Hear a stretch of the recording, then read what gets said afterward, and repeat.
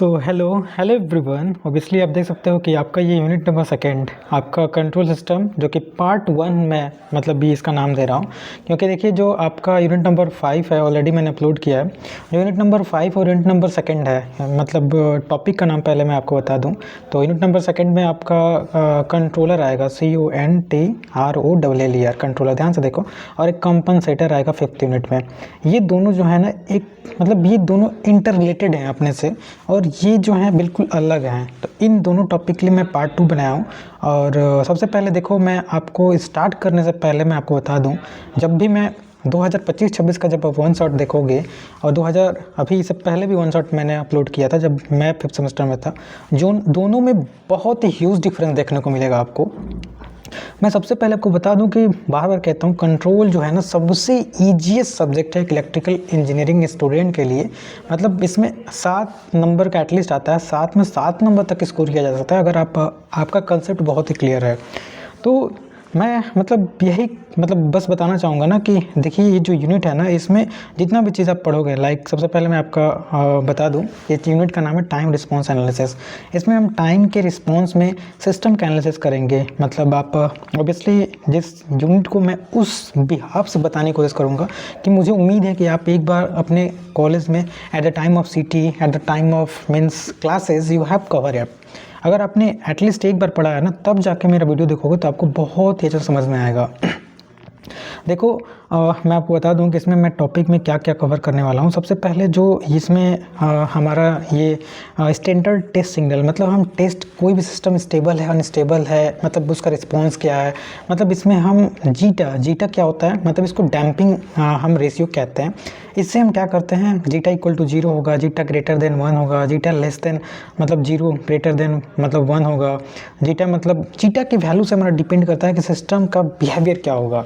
ध्यान से सुनो, मतलब मैं पूरा मतलब निचोड़ दे दूंगा इस यूनिट को, मेरा कोशिश यही है। क्योंकि देखो एक समय था, जस्ट मैं भी जब 5th सेमेस्टर में था उस समय मैं गेट का नाम तक नहीं लेता था, गेट से डरता था।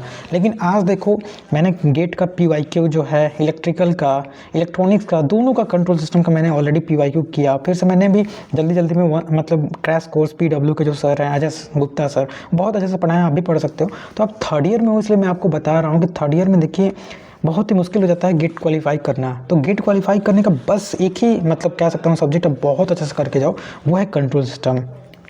कंट्रोल सिस्टम आप 7 में 7 नंबर आप भी ला सकते हो, आराम से ला सकते हो, क्योंकि सबसे ईजी है। तो चलिए हम उस बिहाफ से आपको समझाने की कोशिश करेंगे। एक मिनट चलिए बाद में ही बात करता हूँ, अभी हाँ वन शॉट बना रहा हूँ, मीन्स दीदी का फ़ोन आ रहा है। ऑल राइट, तो सबसे पहले मैं आपको बताना चाहता हूँ कि हम मतलब टेस्ट सिग्नल, हमने बताया कि टेस्ट सिग्नल से हम क्या करेंगे, सिस्टम की स्टेबिलिटी को हम डिसाइड करेंगे कि वो सिस्टम ऑक्सीलेटरी है, ओवर डैम्प है, अंडर डैम्प है। उसके बाद हम क्या करेंगे, फर्स्ट ऑर्डर सिस्टम पढ़ेंगे, सेकेंड ऑर्डर सिस्टम पढ़ेंगे। सेकेंड ऑर्डर में location and characteristic equation corresponding to time response, मतलब कितना डिले हो रहा है, कितना राइज हो रहा है, कितना फॉल हो रहा है, स्टडी स्टेट एरर। देखिए मतलब इस यूनिट से मैं बता सकता हूँ ना सबसे ईजीएस्ट यूनिट है, और गेट में कम से कम 2 नंबर तो इसी यूनिट से आ जाएगा भाई। 2 यूनिट, 5 यूनिट होता है, देखो कंट्रोल में 5 यूनिट होता है, 5 यूनिट केवल, और 7 नंबर पक्के, 5 यूनिट से 7 नंबर। और अब पावर सिस्टम पढ़ो, देखो पावर सिस्टम में बता दूँ, मशीन बता दूँ, ध्यान से सुनना मेरी बात। पावर सिस्टम मशीन की बात करूं, इसमें पार्ट 1 पार्ट 2 दोनों में होता है, और इससे भी 10 से 10 ही नंबर आता है। तो पावर सिस्टम और मशीन को करने जाओगे तो डूब जाओगे, मतलब 3rd ईयर का स्टूडेंट ना, सच में बताऊं डूब जाओगे, लेकिन उसको कवर अप नहीं कर पाओगे। लेकिन कंट्रोल सबसे ईजी, 3rd ईयर हो फाइनल ईयर, उसके लिए सबसे ईजीएस्ट होता है, जिसमें 7 में 7 स्कोर किया जा सकता है। अभी मैंने किया नहीं है, लेकिन हाँ टेस्ट मॉक टेस्ट देता हूँ या टेस्ट को एनालिसिस करता हूँ, उसके बिहाफ पे मैं कह सकता हूँ कि सबसे ईजीएस्ट है। तो चलिए देख सकते हो कि मतलब समय बदलते टाइम नहीं लगता, टाइम बहुत जल्दी बदलता है। एक समय था जब मैं गेट से बार बार कह रहा हूँ डरता था, और आज वही है कि गेट का ही नाम ले रहा हूँ। मतलब इस वीडियो को मतलब लास्ट तक जाते जाते मैं आपको हर एक पॉइंट बताऊंगा कि ये इंपॉर्टेंट है आपके गेट पॉइंट ऑफ व्यू से। तो आप अगर गेट का प्रिपरेशन कर रहे हो, आगे मैं उसी बिहाफ पे अपने आप को मतलब कन्वर्ट करना चाहता हूँ कि हाँ मैं भी गेट का कंटेंट डिलीवर कर सकूँ, या गेट में अच्छा स्कोर कर सकूँ। पहले सबसे पहले तो स्कोर मेरा एम है कि मैं स्कोर करूँ, तब जाके अगर मतलब अच्छा स्कोर करूँगा, मीन्स यू नो कि जब तक हमारा पोटेंशियल हाई नहीं होगा तब तक मैं कोशिश नहीं करता हूँ किसी को कुछ दूँ। तो सबसे पहले मैं अपने आप पे प्रूफ करूँगा, देन जाके आपको कुछ मैं देने की काबिलियत में रहता हूँ। ओके, तो चलिए सबसे पहले मैंने इस जो यूनिट है इसको स्टार्ट करते हैं। तो सबसे पहला इस यूनिट में हम टेस्ट सिग्नल, देखिए हमारा टेस्ट सिग्नल जो होता है बेसिकली ये जो होता है 4 टेस्ट सिग्नल होता है, मतलब स्टेप होता है, रैंप होता है, पैराबोलिक होता है, इम्पल्स होता है। सबसे ज़्यादा जो यूज़ में आने वाले हैं ना, सबसे ज़्यादा क्वेश्चन जो बनते हैं वो step signal, ramp signal, parabolic से कम बनते हैं, इम्पल्स बहुत कम बनते हैं। यही 2 test signal, step signal, ramp signal, इससे बहुत ही ज़्यादा हम स्टेबिलिटी, जब स्टडी स्टेट आप पीरियड पढ़ोगे ना, स्टडी स्टेट पीरियड, तो मतलब इसमें स्टेप यूनिट, रैंप यूनिट बार बार देगा कि मतलब इसका जो आउटपुट है इस पर डिपेंड कर रहा है। चलिए हम देखते हैं, बहुत इंटरेस्टिंग सब्जेक्ट है, मैं अपने एंड से बहुत अच्छे से आपको समझाने की कोशिश करूंगा। तो वीडियो को पूरा लास्ट तक देखो। आई एम श्योर कि मतलब आप अगर इसमें क्वेश्चन फंस रहे होंगे तो इसमें हमने न्यूमेरिकल भी लिया है। पिछले साल का आप देखोगे तो उसमें न्यूमेरिकल मैंने नहीं लिया, 1-2 ही न्यूमेरिकल लिया है, लेकिन इसमें मैंने न्यूमेरिकल भी लिया है। तो हो सकता है वीडियो आई डोंट नो कि कितना लंबा जाए, अभी तो 5 मिनट हुआ और टाइम कितना हो 7:02। ठीक है, मैं कोशिश करूँगा कि जितने टाइम लगे, लेकिन मैं आपको one of the best content देने की कोशिश कर रहा हूँ, ताकि देखो जितना अच्छे से आपको समझाऊंगा, मतलब डायरेक्टली प्रोपोर्शनल है, जितना अच्छे से आपको समझाऊंगा उतना अच्छे से मेरा क्लियर होगा। और ऑब्वियसली मुझे भी गेट देना है, आपको भी गेट देना है। तो चलिए साथ पढ़ते हैं और साथ बढ़ते हैं। ठीक है, तो आगे सबसे पहले हम बात करेंगे सबसे पहले ट्रांसफर फंक्शन। अब ट्रांसफर फंक्शन क्या होता है? ट्रांसफर फंक्शन जानते हैं, आउटपुट का रिस्पॉन्स इनपुट से जो होता है हमारा, उसको ट्रांसफर फंक्शन कहते हैं। अभी हम थोड़ा सा मतलब ये वन शॉट वीडियो है, तो इसके लिए हमने कंटेंट को उतना ही रखा है जितना मतलब आपके इंपॉर्टेंट है, हमारे एग्जाम पॉइंट ऑफ व्यू से इंपॉर्टेंट है। अगर यही लेक्चर वीडियो होता है, सबसे पहले मैं आपको ट्रांसफर फंक्शन एक्सप्लेन करता, time response for second order, मतलब इसको मतलब कैसे कवर अप करना है एकदम लाइन बाय लाइन। जैसे आप मतलब किसी भी बैच पढ़ते हो तो बैच में क्या किया जाता है, एकदम स्टार्टिंग से लेके मतलब बेसिक लेवल से एडवांस लेवल ले जाया जाता है। तो ये बेसिक से एडवांस नहीं, डायरेक्टली हम कह सकते हैं मॉडरेट लेवल है। इट्स मीन्स मैंने बोला था कि मैं समझता हूँ कि आपने सीटी में या मतलब एक बार क्लास में आपने पढ़ा है, तब जाके आपको बहुत अच्छा समझ में आएगा। अगर सोचोगे कि पहली बार मैंने वो वन शॉट खोल लिए और आपको समझ में आ जाए, तो ये सेम पॉसिबल कि पहली बार में समझ में आ जाए। दुनिया का कोई टीचर नहीं है जो पहली बार में वन शॉट में 1 घंटे में आपको पूरा क्लियर कर दे कंसेप्ट। ओके, तो चलिए हम आगे स्टार्ट करते हैं। लाइक सेकंड ऑर्डर, देखिए अब ऑर्डर क्या होता है आप जानते होंगे। ऑर्डर मीन्स क्या होता है, मतलब जो हमारा पोल का मतलब कितने पोल हाईएस्ट जो हमारा पावर होता है उसी को ऑर्डर कहते हैं। अब सेकंड ऑर्डर, फर्स्ट ऑर्डर क्या होता है, इसको मैं आगे बहुत अच्छे से एक्सप्लेन करूंगा। पहले आप इतना समझो, ऑर्डर मीन्स ये होता है जितना आपका पोल का मतलब पावर है उसी को हम ऑर्डर कहते हैं। अगर एस बराबर 1 रहता पोल तो 1 ऑर्डर फर्स्ट ऑर्डर का होता है, ये सेकंड ऑर्डर का, क्यूब कर दे तो थर्ड ऑर्डर का हो जाएगा। आई होप ऑर्डर समझ में आया। अब टाइप आता है, यहीं पे आपको समझा दे रहा हूँ टाइप क्या होता है। टाइप नंबर होता है, जैसे S+1 है, इसका टाइप क्या हो जाएगा। हम मतलब टाइप मतलब क्या होता है, पोल, जो पोल है ओरिजिन पे कितने हैं, तो ओरिजिन पे कितना है, एस एक ही केवल है, एस इक्वल टू 0। तो हमारी पोल, एक पोल जो है ओरिजिन पे डिपेंड कर रहा है, मतलब केवल लाइक कर रहा है, तो इसलिए हमारा पोल जो होगा ये मतलब टाइप 1 होगा। तो टाइप क्या होता है वो मतलब ध्यान से समझो ना, टाइप मतलब क्या, origin, type means origin, origin पे कितने हमारे पोल लाइक कर रहे हैं। 1 लाइक करेगा तो टाइप 1, 2 करेगा टाइप 2, 3 करेगा तो टाइप 3। आई होप यहाँ तक आपको क्लियर आ गया, समझ में आ गया। सबसे पहले स्टेप यूनिट, मतलब स्टेप यूनिट क्या होता है सबसे पहले आपको समझाते हैं। ठीक है, थोड़ा सा एक पेज इधर उधर हो गया, देखिए यहाँ से सबसे पहले आपको स्टेप यूनिट में समझाता हूँ। यूनिट स्टेप क्या होता है, नाम से क्लियर है, का signal which start t equal to 0 and have a magnitude of unity. देखो कोई भी सिग्नल, दुनिया का कोई भी सिग्नल वो 0 से स्टार्ट होगा और यूनिट 1 तक जाएगा। यूनिटी नाम है ना, यूनिट स्टेप, एक स्टेप केवल चल रहा है ना, कांस्टेंट चलता रहेगा, इसी को हम यूनिट स्टेप कहेंगे। यहाँ पर मैथमेटिकली इसको अगर मतलब इसको आपको डिस्क्राइब किया जाए तो यूनिट स्टेप मतलब क्या, t ग्रेटर देन 0 या t इक्वल टू 0 पे इसका मैग्नीट्यूड 1 होगा और t लेस देन 0 पे ये 0 हो जाएगा। मतलब ये जो सिग्नल है केवल और केवल t ग्रेटर देन 1 पे इसका वैल्यू मिलेगा, ना तो t से अधिक होगा, मतलब 1 से अधिक होगा, ना 1 से कम होगा, क्योंकि इसका नाम है यूनिट स्टेप। 0 से पहले मतलब ये क्या होगा, 0 होगा, मतलब निगेटिव में नहीं होगा। तो यहाँ से आपको यूनिट स्टेप का फंडा समझ में आया। आगे बात करते हैं यूनिट रैंप। रैंप से क्या आप समझ रहे हो, ramp means a signal start from 0 and have a linear nature and with a constant slope m is called ramp signal. तो रैंप सिग्नल क्या होता है, जो भी हमारा सिग्नल है, जो मतलब इसका जो हमारा स्लोप है, वो स्लोप जो है वो कांस्टेंट होगा, RT इक्वल टू MT होगा। और ये मैथमेटिकली अगर मतलब प्रूफ किया जाए तो t ग्रेटर देन 0 पे इसका स्लोप m होगा और t लेस देन 0 पे ये 0 होगा। तो इसे हम रैंप यूनिट कहते हैं। रैंप मतलब ये लीनियर इन नेचर होता है, ध्यान से देखो। और सिस्टम और signal start from 0 and have a linear nature, मतलब इसका जो क्या बोलते हैं, जो मतलब स्लोप होगा वो लीनियरली इंक्रीज होगा, लीनियरली मतलब ना तो एक्सपोनेंशियल होगा ना पैराबोलिक होगा, केवल और केवल लीनियर इंक्रीज होगा। मतलब लीनियर का मतलब समझ रहे हो ना, जितना ये टाइम बढ़ेगा उतना ये भी बढ़ेगा। तो ये हमारा रैंप सिग्नल होता है। यूनिट रैंप मीन्स यूनिट का बात हो रहा है, इसका वैल्यू केवल और केवल इसका स्लोप का 1 ही होगा, ठीक है। यूनिट रैंप की हमने बात की, अब यूनिट इम्पल्स की बात करते हैं। देखो सबसे इंपॉर्टेंट होता है, अगर स्टार्टिंग आप समझ गए ना तो बाद में समझाने में मतलब ना तो मेरे को ज़्यादा एफर्ट देना पड़ेगा ना आपको समझने में ज़्यादा दिक्कत होगा।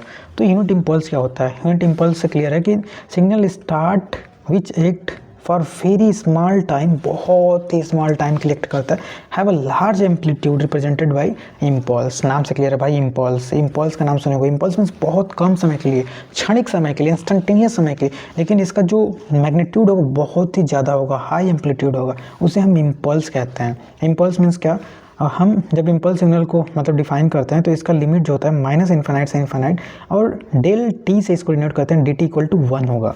तो ये केवल और केवल जीरो पे इसकी वैल्यू 1 होगी, केवल और केवल जीरो।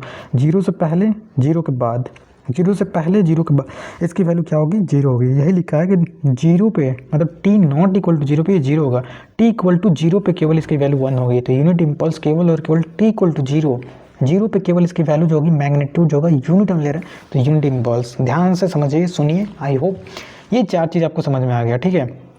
एक बचा यूनिट पैराबोलिक। यूनिट पैराबोलिक क्या होता है?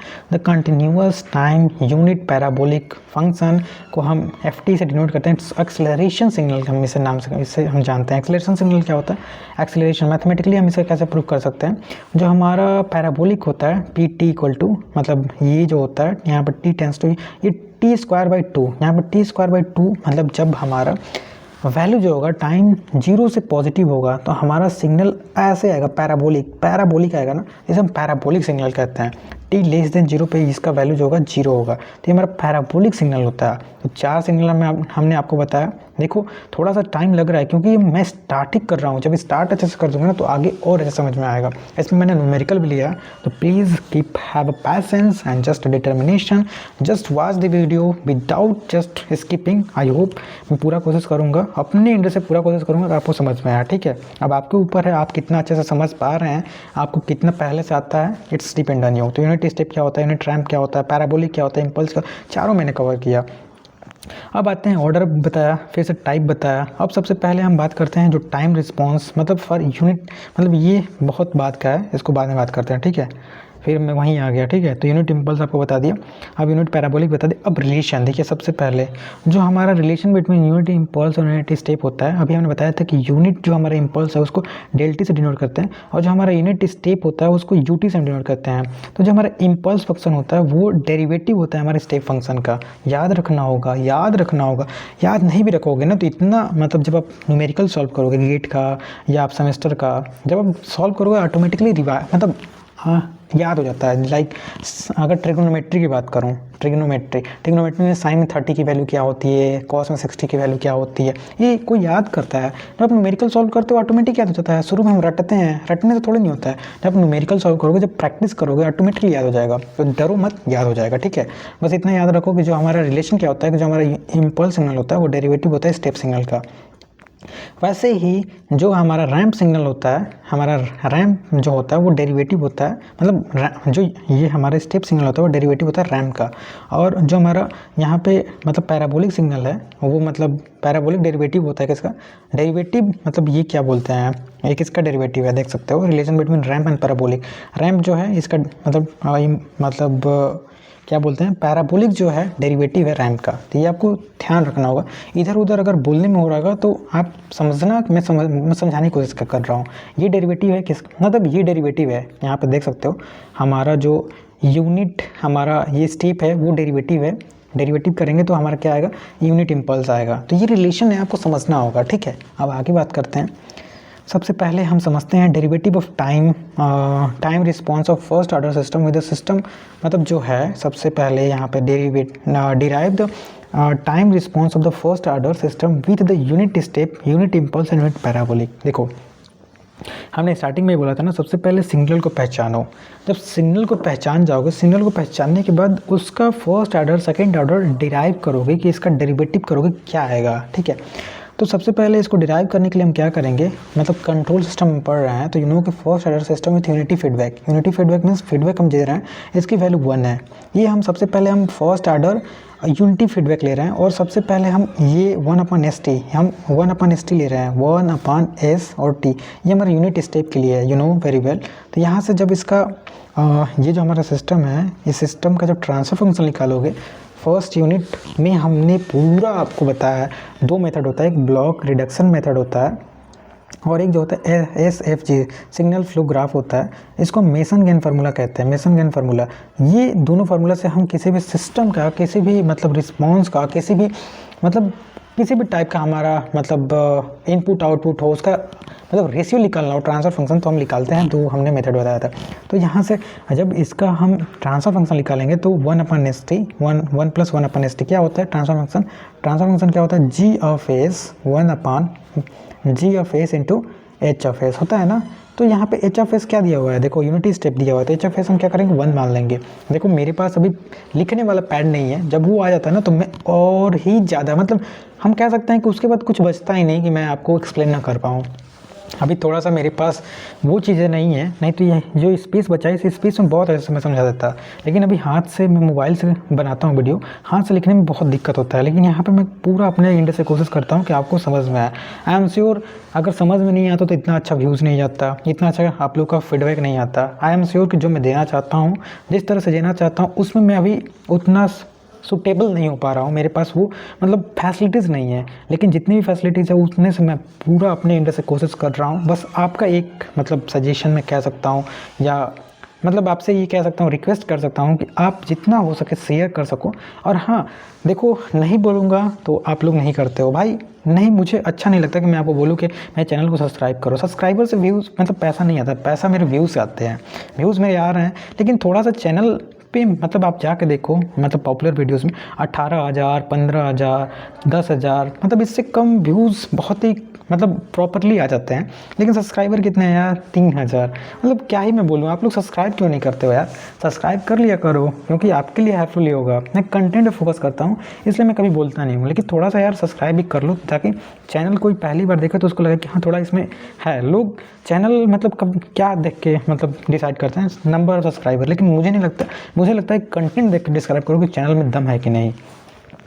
ऑल राइट तो आगे मैं बात करता हूँ। जब हमने ट्रांसफ़र फंक्शन इसका निकाला तो 1 + 1 + ST आया, ठीक है। ट्रांसफ़र फंक्शन आप निकालिए। ट्रांसफ़र फंक्शन निकालने के बाद हम क्या करेंगे, ये हमारा ट्रांसफ़र फंक्शन आया और C(S)/R(S) आया। R(S) हम यूनिट इम्पल्स ले रहे हैं, यूनिट इम्पल्स के लिए हमारा यूनिट स्टेप ले रहे हैं। यूनिट स्टेप के लिए आपने जब सिंगुलर सिस्टम पढ़े होंगे तो यूनिट स्टेप के लिए 1/S लेते हैं। अब ये चीज़ें आप पूछोगे कि यूनिट स्टेप के लिए 1/S कहाँ आ रहा है, तो भाई मैं आपको कंट्रोल मतलब कंट्रोल का कॉन्सेप्ट बताऊँ या आपको मतलब बेसिक सिग्नल सिस्टम का बताऊँ। नाम से ही बेसिक सिग्नल सिस्टम, तो आई एम श्योर कि आपको यूनिट स्टेप, यूनिट इम्पल्स का मतलब जो मतलब क्या होता है, क्या बोलते हैं, यूनिट स्टेप के लिए क्या होता है 1/S होता है, मतलब ये इसका सिग्नल होता है। तो ये हम यहाँ पे पुट करेंगे, R(S) की जगह पे हम R(S) की जगह पे 1/S रखेंगे। तो हमारा C(S) यहाँ पे देखो, R(S) की जगह पे 1/S रखे तो इतना आया है ना, इतना समझ में आया आपको। जब ये हमने कर लिया उसके बाद हम क्या करेंगे, इसको फर्दर सिंप्लीफाई करेंगे। सिंप्लीफाई करने के लिए इसको हम क्या करेंगे 1/S, ये 2 फैक्टर बन गया। अब 2 फैक्टर को सॉल्व करने के लिए हम पार्शियल फ्रैक्शन का नाम तो सुना ही होगा यार। पार्शियल फ्रैक्शन से क्या करेंगे, थोड़ा सा यार ब्राइटनेस ज़्यादा हो गया, थोड़ा सा 1 मिनट बचना, बस थोड़ा सा कम कर लूँ, हाँ ठीक है। तो पार्शियल फ्रैक्शन से जब इसको सॉल्व करेंगे, सॉल्व करने के बाद मेरा मेन मोटिव है कि हम इसका लैप्लास ट्रांसफॉर्म निकालेंगे। लैप्लास ट्रांसफॉर्म 1/S का क्या होता है, 1 होता है। और इसका लैप्लास ट्रांसफॉर्म जानते होंगे क्या होता है, जो हमारा मतलब इसका मतलब ये होता है 1/S, उसका हम मतलब 1e⁻⁻t ले लेते हैं। ये हमारा क्या हो गया, लैप्लास, इन्वर्स लैप्लास ट्रांसफॉर्म ने लिया। अब देखो मेरे पास अगर वही लिखने वाला होता तो मैं आपको थोड़ा समझा देता कैसे ये हो रहा है, लेकिन यहाँ पे अगर लिखने की कोशिश करूँगा तो ये भर जाएगा। तो आई होप आपको यही समझ में आ रहा है कि बस यहाँ पे मैं आपको स्टेप बता दे रहा हूँ कि मतलब इन्वर्स लैप्लास करेंगे तो इतना हमारा आ जाएगा वैल्यू, ठीक है। Once we get the value, तो हमारा यूनिट स्टेप के लिए हमारा सी ऑफ टी जो आएगा 1 minus E to the power minus T आएगा। ये याद रखो, ये बस इतना याद रखना है आपको, ठीक है, यूनिट स्टेप के लिए। अब रिस्पॉन्स वही हम पढ़ेंगे यूनिट इम्पल्स के लिए। यूनिट इम्पल्स के लिए ऑलरेडी मैंने बताया कि यूनिट इम्पल्स को हम डेल टी से डिनोट करते हैं और इसकी वैल्यू जो होती है वो 1 आती है। तो अभी हम जो R of S C of S upon R of S ये था ना, हमारा वैल्यू इतना था। अब यहाँ पे 1 रखेंगे, फिर से हम ट्रांसफर फंक्शन निकालेंगे। ट्रांसफर फंक्शन मतलब ये हुआ, फिर इसका लेप्लास मतलब फाजर फ्रैक्शन से लेप्लास निकालेंगे। लेप्लास निकालने के बाद हमारा जो ये वैल्यू आ जाएगा, मतलब आगे ये सी टू डी पावर, मतलब ये यूनिट हम इम्पल्स के लिए C of T equal to 1/t, ये याद रखना होगा। इसका उतना मतलब फर्स्ट ऑर्डर के लिए उतना इंपॉर्टेंट नहीं है, लेकिन कभी कभी एग्जाम में पूछ देता है। धैर्य बनाओ, सेकंड ऑर्डर से सबसे ज़्यादा क्वेश्चन आता है, आपका गेट हो या आपका सेमेस्टर हो। बस ये थोड़ा स्टार्टिंग है तो मैं आपको बता दे रहा हूँ, इससे क्वेश्चन नहीं बनते हैं, लेकिन हो सकता है आपको एग्जाम में पूछे कि डिराइव कीजिए कि जो टाइम रिस्पॉन्स फर्स्ट ऑर्डर का यूनिट मतलब रैम्प से कितना होगा। तो यूनिट रैम्प क्या होता है, ramp R of T equal to हमारा क्या होता है 1/s² होता है रैम्प के लिए, ठीक है। तो वही जो हमने ऑलरेडी बताया, ये हमारा आर ऑफ एस की जगह 1/s रखेंगे s²। फिर इसको क्या करेंगे, हम पार्शियल फ्रैक्शन में ब्रेक करेंगे। पार्शियल फ्रैक्शन में ब्रेक करने के बाद देखो, पार्शियल फ्रैक्शन में ब्रेक करने के बाद फिर से इन्वर्स लैप्लास करेंगे तो इतनी वैल्यू आ जाएगी। बस इतना अगर समझ में आ गया तो अब स्टार्ट करते हैं मेन आपका मतलब जो आपका मतलब यहाँ से आपका कंट्रोल का सेकंड यूनिट, या मैं कह सकता हूँ कि यहाँ से आपका स्कोरिंग मतलब पार्ट स्टार्ट होता है, ठीक है। उससे पहले मैं एक क्वेश्चन आपको बता देता हूँ। क्वेश्चन बताने के बाद हम स्टार्ट करेंगे सेकंड ऑर्डर। याद रखिए सेकंड ऑर्डर से ही क्वेश्चन आते हैं, और सेकंड ऑर्डर से ना ही आपके सेमेस्टर बल्कि गेट में सबसे ज़्यादा क्वेश्चन आते हैं। फर्स्ट ऑर्डर से बहुत ही मिनिमम आएंगे, चांसेस भी नहीं है कि आएँ, लेकिन आ भी सकता है, ठीक है। तो हमारे पास एक क्वेश्चन है, the impulse response of unity feedback close loop system हमारा दिया हुआ है, C of T equal to minus t to the power minus t to E to the power minus t. देखो मैं बोल सकता हूँ, लिख नहीं सकता हूँ, और कंट्रोल लिख के ही समझाया जा सकता है, लेकिन ये वन शॉट है तो वन शॉट में मैं उम्मीद करता हूँ, फिर से कह रहा हूँ कि आपने पढ़ा हो। बस कहते हैं ना समझदार के लिए सारा काफ़ी है। मैं बस आपको हिंट कर दे रहा हूँ, मेरा मोटिव क्या होता है रिवीजन देना। रिवीजन पॉइंट व्यू से अगर हिंट दे दूंगा तो आप समझ जाओगे, अगर आपने पढ़ा है तो, ठीक है। तो ये हमारा क्या है, मतलब यहाँ पे ऑलरेडी बोला है कि हमारा find the open loop transfer function. इसके लिए हम क्या करेंगे, R of S equal to 1 of C of T हमारा दिया हुआ है, ठीक है। तो लेप्लास ट्रांसफॉर्म निकालेंगे। लेप्लास निकालने के लिए क्या हो जाएगा, फिर से अभी हम इन्वर्स लेप्लास निकाल रहे थे, यहाँ पे लेप्लास निकालेंगे। इसका लेप्लास निकालेंगे तो minus T E to the power minus T का हमारा लेप्लास क्या हो जाएगा, इसका लेप्लास निकालोगे तो -1s+1 का होल स्क्वायर हो जाएगा ये, ठीक है। और ये 2 × s+1 हो जाएगा। जब आप निकालोगे, जब बेसिक सिग्नल सिस्टम पढ़े होगे आपको समझ में आ रहा होगा। उसके बाद जस्ट इसको सिंप्लीफाई करेंगे। सिंप्लीफाई करने के बाद हमारा काम क्या होगा, इसको ट्रांसफर फंक्शन में कन्वर्ट कर देंगे, G of S equal to 1 + G of s. जब कन्वर्ट कर देंगे तो हमारा C of S equal to इतनी वैल्यू हमारी आई हुई है, ठीक है। याद रखो कि सी ऑफ एस हम इतना निकाल के रखे हैं, और ये हमने ट्रांसफर फंक्शन बताया कि ट्रांसफर फंक्शन में इतना हमें निकालना होता है। उसके बाद जस्ट हम क्या करेंगे, जो सी ऑफ एस की वैल्यू है, putting the value of C of S and R of S in equation 2.32, जो हमारा 2.32 इक्वेशन है। देखो सी ऑफ एस की वैल्यू हम आर ऑफ एस की वैल्यू दोनों की रखेंगे इसमें, ठीक है। रखने के बाद बस आपको सिंप्लीफाई करना है। आप पीपीटी नोट्स जो भी है आप टेलीग्राम ज्वाइन करना, मैं प्रोवाइड कर दूंगा, वहाँ से आप इसको फर्दर सिंप्लीफाई करना। सिंप्लीफाई करोगे, हमें ओपन लूप ट्रांसफर फंक्शन निकालना था, आप सिंप्लीफाई करोगे बहुत ईजिली आप ये आपका आंसर पा जाओगे। तो बस इतना ही था, यहाँ तक कंप्लीट हुआ आपका मतलब जो भी था। अब आते हैं सेकंड ऑर्डर। अब ध्यान से एकदम मतलब डेडिकेट हो जाओ, क्योंकि देखो अभी हमने केवल 15 पेज बताया, हमें 49 पेज बताना है। इसमें मैंने न्यूमेरिकल भी लिया है, तो मैं कोशिश करूँगा कि जितना अच्छे से आपको बता सकूँ उतना अच्छे से बताऊँ, ठीक है। तो यहाँ से सेकंड ऑर्डर स्टार्ट होता है, ठीक है। सबसे पहले याद रखो कि सेकंड ऑर्डर का डेरिवेशन नहीं आपको 7 नंबर में आता है। Most of the time AK2 में आपको ये डेरिवेशन पूछ ही लेता है कि मतलब जो derived expression for time response second order system, ठीक है। उसको सेकंड ऑर्डर के लिए हम क्या करेंगे, सबसे पहले ये याद रखो आपका सेकंड ऑर्डर कब होगा, जब हमारी पावर जो होगा मतलब पोल का पावर जो होगा वो हाईएस्ट होगा 2 होगा, तो सेकंड ऑर्डर 1 होगा तो ऑर्डर 1, 3 होगा तो हमारा ऑर्डर 3, 4 होगा तो ऑर्डर 4, 5 होगा तो 5। ये हमारा ऑर्डर हुआ। टाइप क्या हुआ ये हमने आपको ऑलरेडी बताया हुआ है, ठीक है। अब आते हैं सबसे पहले यहाँ पे हम ट्रांसफर फंक्शन निकालेंगे। ट्रांसफर फंक्शन ये हमारा जी ऑफ एस है, एच ऑफ एस 1 दिया है। अब देखो मैं यहाँ पे भाई समझा नहीं सकता हूँ, लिख नहीं सकता हूँ, समझा सकता हूँ। जब मैं पढ़ रहा था ना, जब मेरी टीचर पढ़ा रहे थे, तो इसको कम से कम मैंने 2 से 3 बार कॉपी पे किया था, तब जाके मेरे को समझ में आया था। तो इसको बस कैसे सॉल्व किया ना मैं आपको बता सकता हूँ, मैं लिख नहीं सकता हूँ। अगर लिख सकता तो मैं बहुत ही मतलब जितना मैं प्रैक्टिस करूँगा ना उतना मेरा प्रैक्टिस होगा। तो मैं प्रैक्टिस से नहीं भागता हूँ, मैं ज़रूर आपको करता, ठीक है। तो मैं बस बता रहा हूँ, मैंने ये जी ऑफ एस लिया, G of S 1 plus G of S into H of S 1 लिया, समझ में आया इतना। अब देखो मैं बस बता सकता हूँ, इतना तो आपको समझना होगा। देखो ये जी ऑफ एस है, एच ऑफ एस क्या है हमारा, एच ऑफ एस हमने यूनिटी लिया हुआ है तो ये 1 हो गया। तो हमने जी ऑफ एस ऊपर लिया, यही हमने रखा 1 plus G of S into H of S 1 रखा। अब यहाँ पे हम डैम्पिंग जीटा जो होता है हमारा, हमने ऑलरेडी बताया डैम्पिंग रेशियो मानते हैं। यहाँ से हमारा C of S upon R of s इतना आएगा, ठीक है। अब ये हमारा मतलब इसको सब फर्दर आप सॉल्व करोगे, मतलब यही हमारा स्टैंडर्ड इक्वेशन होता है। याद रखो, इसको मैं लिख दे रहा हूँ। जो स्टैंडर्ड इक्वेशन सेकंड ऑर्डर का आता है वो जो होता है omega N square plus S square plus 2 zeta omega N plus omega N square. याद रखो ये ओमेगा एन और ये ओमेगा एन सेम रहता है। यहाँ पे क्या होता है 2 जीटा ओमेगा एन होता है और एस स्क्वायर होता है। मतलब मेरा बात गांठ बांध लो अपने दिमाग में, मतलब पूरा ध्यान से रख लो कि इससे 2 नंबर का क्वेश्चन आपको 110% गेट में मिलने वाला है, मिलने वाला है। ये यहाँ से जीटा की वैल्यू निकालेंगे, ओमेगा की वैल्यू, कुछ भी पूछ सकता है। यहाँ से 2 नंबर, यही केवल और केवल यही फार्मूला से गेट में 2 नंबर आप लाओगे। देखो थोड़ा सा मैं आपको एक चीज़ बता दूं, अगर आप थर्ड ईयर में हो, देखो इसलिए मैं इतना ज़्यादा फोर्स कर रहा हूँ कि आप थोड़ा समझ जाओ गेट का इंपॉर्टेंस क्या है। देखो गेट में केवल और केवल ओबीसी के लिए 23 मार्क्स लाना होता है और मतलब जो हमारा जनरल होता है उसको 25 लास्ट ईयर कट ऑफ है। लेकिन 23 भाई कोई नहीं ला पाता है। अगर मैं अपने कॉलेज की बात करूँ RSS सोनभद्र, मुझे नहीं पता, मैंने तो गेट नहीं दिया, कोई पास तक नहीं कर पाया था। आप सोचो बहुत से कॉलेज में पास तक नहीं कर पाते हैं। जबकि एप्टीट्यूड आप जानते हो 15 नंबर का आता है, मैथ जो आता है 13 नंबर, 28 नंबर तो यहाँ से आता है। तो सब कुछ करने के चक्कर में फंस जाते हैं और इसलिए पास भी नहीं हो पाते हैं। बस आपका मेरे से आपको एक ही सजेशन होगा कि ज़्यादा पढ़ने की कोशिश मत करो। बस केवल थर्ड ईयर में हो ना, थर्ड ईयर में ज़्यादा मत करो, बस 3 सब्जेक्ट कर लो यार, 3 या 4 कर लो। 3 अगर 3 भी कर लेते हो ना तो अच्छा, अगर गेट क्वालिफाई भी कर लेते हो थर्ड ईयर में तो बहुत ही माना जाता है यार। फाइनल ईयर में भी गेट क्वालिफाई नहीं हो पाता है, इवन मेरे सीनियर भी नहीं कर पाए थे। इवन मैं अभी प्रिपरेशन कर रहा हूँ, अभी मेरा क्या होगा मैं खुद नहीं कुछ कह सकता, लेकिन हाँ इतना तो मेरे कॉन्फिडेंस है कि मैं गेट क्वालिफाई करूँगा ही करूँगा। क्योंकि नहीं करूँगा तो क्या करूँगा, नहीं करूँगा तो मेरे पढ़ने लिखने का फ़ायदा ही नहीं। ठीक है, सबसे पहले देखो एक आप मैथ कर लो, एक एप्टीट्यूड कर लो, एक कंट्रोल कर लो। मैथ 15 नंबर, एप्टीट्यूड सॉरी ये 13 नंबर, ये 15 नंबर और ये 7 नंबर, 7 3 10 5 15 और ये 35 हो जाएगा ना। हाँ 35 नंबर के यहीं से हो जाएगा। 35 में कितना भी गलत करोगे, 35 नहीं कितना हो जाएगा 15 13 7 3 10, हाँ 35 नंबर।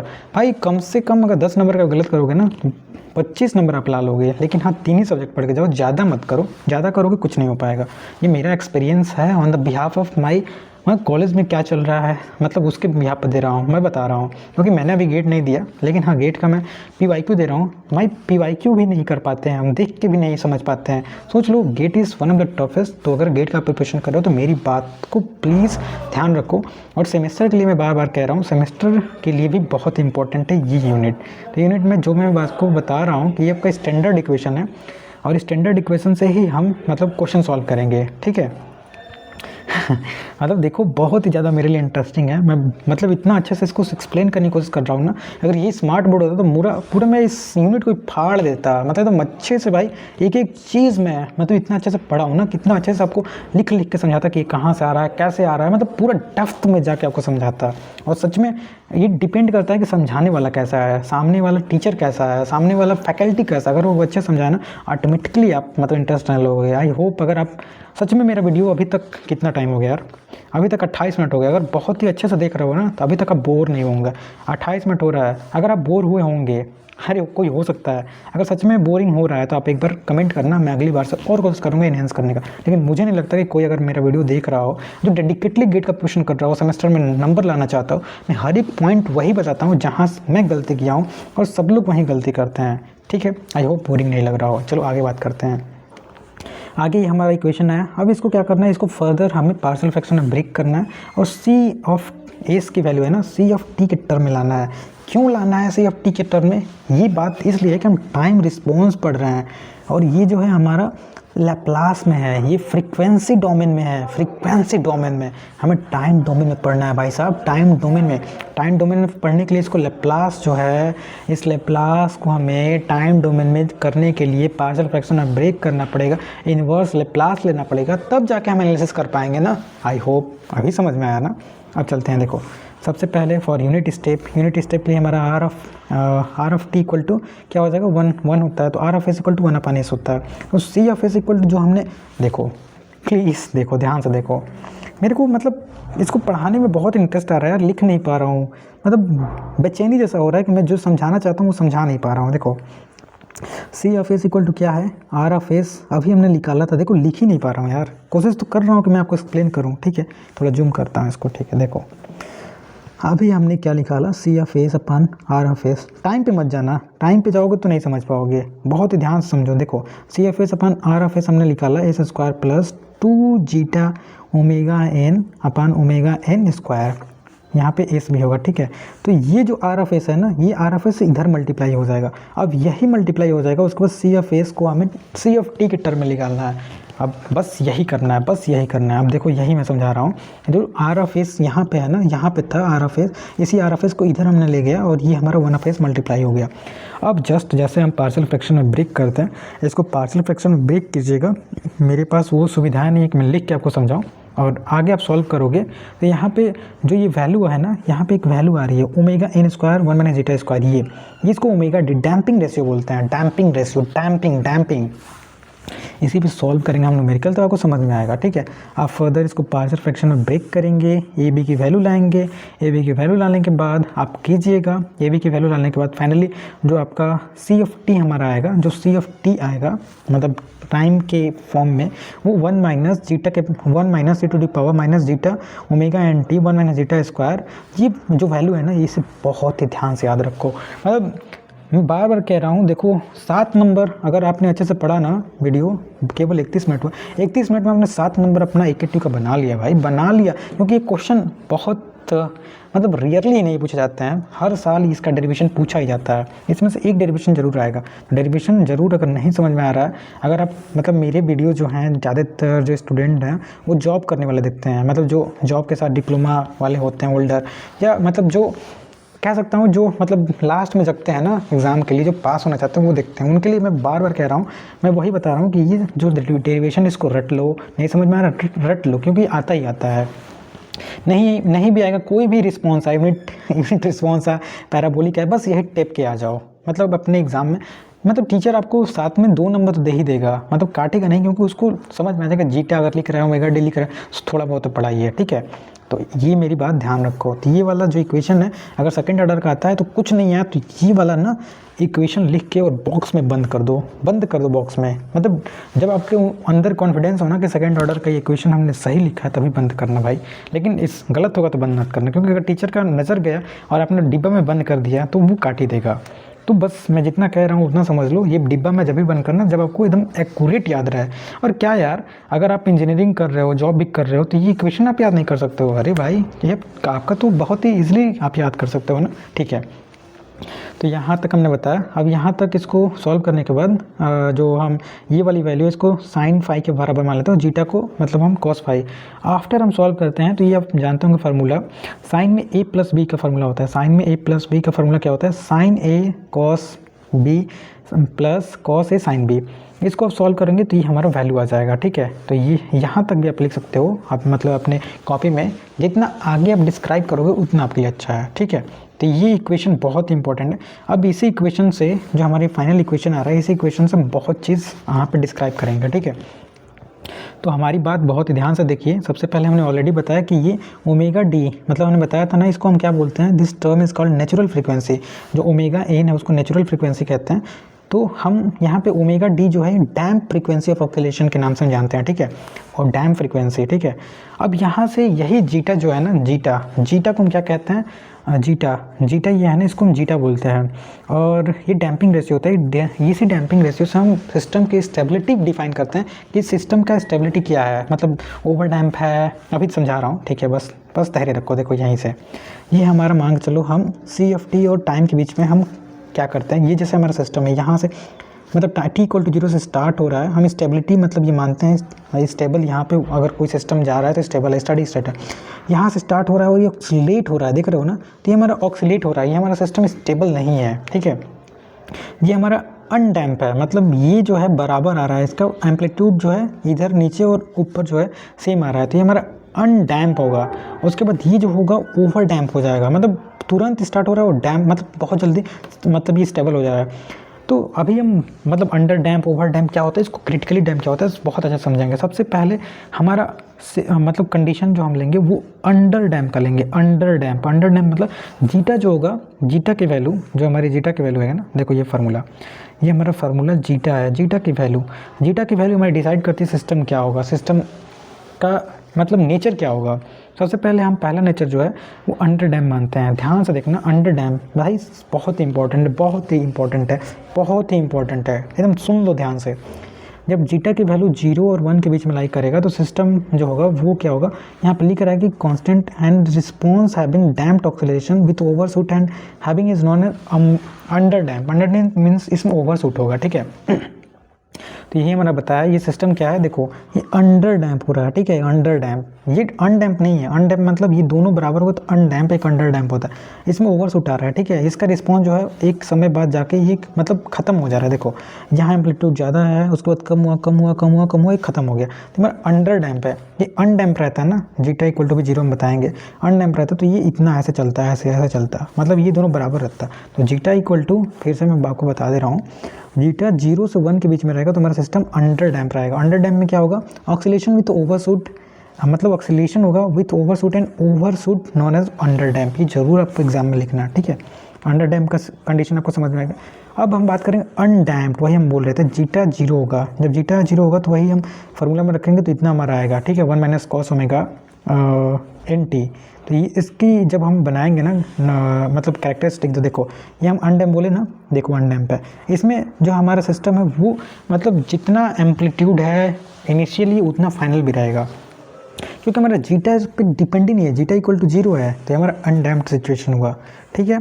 अनडैम्प में यही जो हमारा फार्मूला आया था सी ऑफ टी, इसमें रखेंगे 0, तो हमारा ये मतलब इसका ग्राफ जो है ऐसा आ जाएगा। तो ये ज़रूर से ज़रूर आप एक बार एग्ज़ाम में जाने से पहले अनडैम्प का मतलब क्या कंडीशन होता है, जीटा इक्वल टू 0, इसका ये डायग्राम दोनों डायग्राम आप ज़रूर से ज़रूर बना के जाओ, ठीक है। अब आते हैं, आज फ़ोन ही फ़ोन आ रहा है यार, 1 मिनट। देखिए ये हमारा दोस्त हैं डिप्लोमा का, और थोड़ा सा मैं यहाँ ज्ञान की बात दूंगा। अरे यार फिर से फ़ोन आ रहा है। ये ज्ञान की बात ये है कि देखिए ये हमारे डिप्लोमा के फ्रेंड हैं, ठीक है, और इनका वीडियो भी होगा, आप जाके यूट्यूब पे एक बार सर्च करना। बिहार में ये मतलब हम गए थे एक बार एग्ज़ाम देने रेलवे का, तो इनका मैंने रिव्यू बनाया, मतलब ये अभी ए के पोस्ट पे हैं, और इनका कॉल जो आ रहा है अप्रॉक्स 6 मंथ बाद आ रहा है, 6 से 7 मंथ बाद। मतलब हम लोग एक साथ 3 साल हम लोगों ने मतलब first year, second year, third year diploma का एक साथ पढ़ा, मेरे बहुत ही अच्छे दोस्त हैं, लेकिन ये 6 महीना बाद इनको समय मिल रहा है। क्यों मिल रहा है ये भी मैं आपको बता रहा हूँ कि AKTU का ये मतलब AKTU से भी बीटेक कर रहे हैं जॉब के साथ, AKTU, ठीक है। तो इनको ज़रूर से ज़रूर एग्ज़ाम से रिलेटेड ही कोई डाउट होगा तभी फ़ोन कर रहे हैं। तो ये मैं आपको इसलिए बता रहा हूँ ना, आप थर्ड ईयर में हो और आप ग्रुप में बिलीव करते हो, बहुत से स्टूडेंट होंगे वही मेरे वीडियो देखते हैं जो ग्रुप में रहते हैं और लास्ट में जगते हैं। देखो मेरे दोस्त, मैं आपको एकदम ऑनेस्टली बता रहा हूँ ना कि ये आपकी फ्रेंडशिप ना केवल और केवल बीटेक तक ही रह जाएगी। बीटेक के बाद कौन कहाँ जाएगा ना, कोई किसी का कोई फ़र्क नहीं पड़ता है। तो आप जो दोस्त के लिए मरते हो ना, जीते हो ना, कोई आपको हेल्प नहीं करने वाला। एक दोस्त, 2 दोस्त ही होंगे जो आपके कॉल को रिसीव करेंगे या मतलब आपसे कांटेक्ट में रहेंगे। जितने आप फ्रेंड्स सर्कल में रहते हो ना, सब कोई ना कोई अपने लाइफ में मतलब सेटल्ड हो जाएगा, बिजी हो जाएगा, कोई किसी का फ़ोन नहीं उठाएगा। देखो मैं भी इवन उनका फ़ोन नहीं उठा पा रहा हूँ, क्योंकि मैं 1 शॉट बना रहा हूँ, तो मैं कैसे उठाऊँ, मैं अपना काम कर रहा हूँ, पहले अपना काम करूँगा तब तो मतलब ये वीडियो अगर ब्रेक किया तो फिर मेरे को इसको एडिट करना पड़ जाएगा। तो देख सकते हो life is full of race. तो भाई जो ग्रुप आप बना के रखते हो ना, उस ग्रुप को तोड़ो, जितना जल्दी तोड़ो, बस अपने काम से मतलब रखो और पढ़ाई करो, क्योंकि पढ़ाई आपकी ज़िंदगी बदल सकती है। दोस्ती ठीक है एक सर्टेन मतलब लिमिट तक सही है, लेकिन दोस्त के साथ घूमना मतलब समय बेकार करना इट्स नॉट गुड। थोड़ा सा मैं ज्ञान की बातें बीच में बोल देता हूँ, क्योंकि आप जो भी वीडियो देख रहे हो ना वो मेरे जूनियर्स हैं, और जूनियर्स को ज्ञान देना एक सीनियर्स का इट्स देयर मतलब एक जो हम आप पढ़े हैं ना फंडामेंटल ड्यूटी। ऑब्वियसली इस सेमेस्टर में कॉन्स्टिट्यूशनल आप पढ़ रहे हो, एक फंडामेंटल राइट होता है, एक फंडामेंटल ड्यूटी होता है। एक सीनियर की ड्यूटी होती है कि अपने सीनियर मतलब अपने जूनियर को कुछ अच्छा मतलब क्या कह सकते हैं नॉलेज दे। तो मैं जो भी मैं अपने इंड से एक्सपीरियंस करता हूँ मैं आपको बताता हूँ। आपको अच्छा लगता है तो ठीक है, नहीं अच्छा लगता मेरे को कोई फ़र्क नहीं पड़ता, क्योंकि मैं अपने इंड से कोशिश कर रहा हूँ कि आपको अच्छा ज्ञान दूँ। लेकिन आप अगर निगेटिव कमेंट करते हो ना तो मेरे को कोई फ़र्क नहीं पड़ता है, क्योंकि मैं जो देना चाहता हूँ, अगर एक बंदा भी अगर मेरी बात को मान के अगर जो फ्रेंडशिप है उसको कम करके अगर अपनी पढ़ाई करता है, अगर वो ऊंचे पोस्ट पे पहुंच जाता है, मेरी को बहुत ही सेटिस्फेक्शन होगा। क्योंकि भाई लाइफ में एक सही टाइम पे सही समझ आना ना बहुत ही इंपॉर्टेंट होता है, ठीक है। तो कभी और हम बात करेंगे बहुत ही अच्छे से, पहले मैं जो कर रहा हूँ उसको कंप्लीट करता हूँ, ठीक है। तो ये हमारा क्रिटिकली डैम्प हमने बताया, क्रिटिकली डैम्प में जीटा इक्वल टू हमारा क्या होगा 1 होगा, ठीक है, क्रिटिकली डैम्प। और अब क्रिटिकली डैम्प हम पढ़ेंगे, क्रिटिकली डैम्प में जीटा इक्वल टू हमारा 1 होगा। और इसमें हमारा जो ये आप देख सकते हो डायरेक्टली हमारा मतलब ये यहाँ पे रीच कर जाएगा, इसमें कोई ओवरशूट नहीं होगा, डायरेक्टली हमारा क्रिटिकल डैम्प, नाम से क्लियर है क्रिटिकल डैम्प होगा, ठीक है। तो क्रिटिकली डैम्प का हमारा मतलब ये क्या कह सकते हैं, ये मतलब ऐसे आप इसको मतलब डायग्राम को अपने एग्जाम में शो कर सकते हो। यहाँ पे सिस्टम बताया जा रहा है ना, देखो यहाँ पे ओवरशूट हो रहा है, देखो ध्यान समझना मैं क्या बता रहा हूँ। अंडर डैम्प मीन्स ये अंडर मतलब यहाँ पे ओवरशूट आ रहा है, ये स्टेबल नहीं हो रहा है, इसको अंडर डैम्प बोला हमने। अनडैम्प बोला कब, जब इसमें मतलब कोई मतलब ये इसका एम्पलीट्यूड कम या ज़्यादा नहीं हो रहा है, सेम पे चल रहा है, जीटा इक्वल टू 0। जब जीटा इक्वल टू हमारा 1 होगा, जीटा इक्वल टू जब 1 होगा तो ये हमारा डायरेक्टली जो होगा ये हमारा सिस्टम जो होगा बहुत ही जल्दी से क्रिटिकली डैम्प्ड हो जाएगा। उसके बाद लास्ट है हमारा जीटा ग्रेटर देन 1। जब जीटा ग्रेटर देन 1 हो जाएगा तो ये हमारा क्या हो जाएगा, ये सिस्टम में थोड़ा भी ऑक्सीलेशन ही नहीं होगा, मतलब बहुत ही फास्टली हमारा सिस्टम स्टेबल हो जाएगा। तो जीटा ग्रेटर देन 1 पे हमारा क्या होगा, ओवर डैम्प। तो ये हमने 4 कंडीशन बताया, मैं थोड़ा सा लिख के आपको समझा देता हूँ ताकि मेरा भी रिविजन हो जाए और आप भी समझ जाएँ। और 1 नंबर आपके सेमेस्टर में, मतलब मैं दावे के साथ तो नहीं लेकिन हाँ बिल्कुल अंदर एक्सपीरियंस में कह सकता हूँ, 1 नंबर का क्वेश्चन या गेट में भी कह सकता हूँ 1 नंबर का क्वेश्चन, ये 4 ही बस लाइन से आपका क्लियर हो जाएगा। मतलब 4 जो लाइन लिखने वाला है ना, इससे आपका गेट हो या आपका सेमेस्टर हो 1 नंबर पक्का है, ध्यान से पढ़ लोगे तो। जीटा अगर इक्वल टू 0 है, जीटा ग्रेटर देन 1 है, जीटा इक्वल टू हमारा 1 है, और जीटा जो है 0 से बड़ा और 1 से कम है। सबसे पहले ये जीटा इक्वल टू 0 हमारा कौन सा कंडीशन आपने पढ़ा होगा, जीटा इक्वल टू 1 ये हमारा ओवर डैम्प्ड था, ओवर डैम्प, ठीक है ना, ओवर डैम्प लिख नहीं सकता हूँ। जीटा इक्वल टू 1 जो था हमारा अनडैम्प का कंडीशन था, ये हमारा अंडर डैम्प था, अंडर डैम्प, और ये हमारा ओवर मतलब ओवर डैम्प था। ये मतलब ओवर डैम्प, सॉरी एक बार आप देख लेना, मैं खुद कंफ्यूज हो रहा हूँ। Zeta equal to 0 under damp के लिए, हाँ अनडैम्प के लिए था ये ओवर डैम्प, ये क्रिटिकली डैम्प था, सॉरी ये क्रिटिकली डैम्प था। एक बार मतलब रिवाइज कर लेना पीछे जाके, यहाँ पे लिखने में थोड़ा दिक्कत हो गया है, ठीक है। ये अंडर डैम्प, ये 4 कंडीशन अगर आप अच्छे से समझ गए ना तो 100% आप सेमेस्टर हो या आपका गेट हो 1 नंबर पक्का हो जाता है। अब ये क्वेश्चन कैसे पूछेगा ये तो एग्जाम में मैटर करता है ना, लेकिन ये बहुत इंपॉर्टेंट होता है जीटा की वैल्यू। मतलब जो हमारा जीटा है ना, ये डिपेंड करता है कि इसकी वैल्यू क्या है, इसकी वैल्यू से हम सिस्टम के मतलब नेचर बता सकते हैं कि किस नेचर का है, ठीक है। इतना अगर समझ में आ गया हो, टाइम देखो 42 मिनट हो गया, अभी हम पीपीटी नंबर 22 पे हैं, लेकिन मैं अपने एंड से कोशिश कर रहा हूँ कि आपको समझाऊँ, मेरा कर्तव्य है, इट्स माई रिस्पॉन्सिबिलिटी कि आपको समझाऊँ, ठीक है। आपको अगर मैं आप वीडियो देख रहे हो तो आपको समझ में आना चाहिए। अब बात करते हैं steady state error. Steady state error क्या होता है, the difference between the steady state and the desire reference of the system is known as steady state. देखिए स्टडी स्टेट को हम ऐसे समझा सकते हैं कि ये हमारा जैसे हमारा ये जीटा मतलब ये स्टेबिलिटी हम मानते हैं, यहाँ पे हमारा इसकी वैल्यू 1 हो जाएगी, हम मान के चलते हैं कि यहाँ पे हमारा सिस्टम स्टेबल होगा।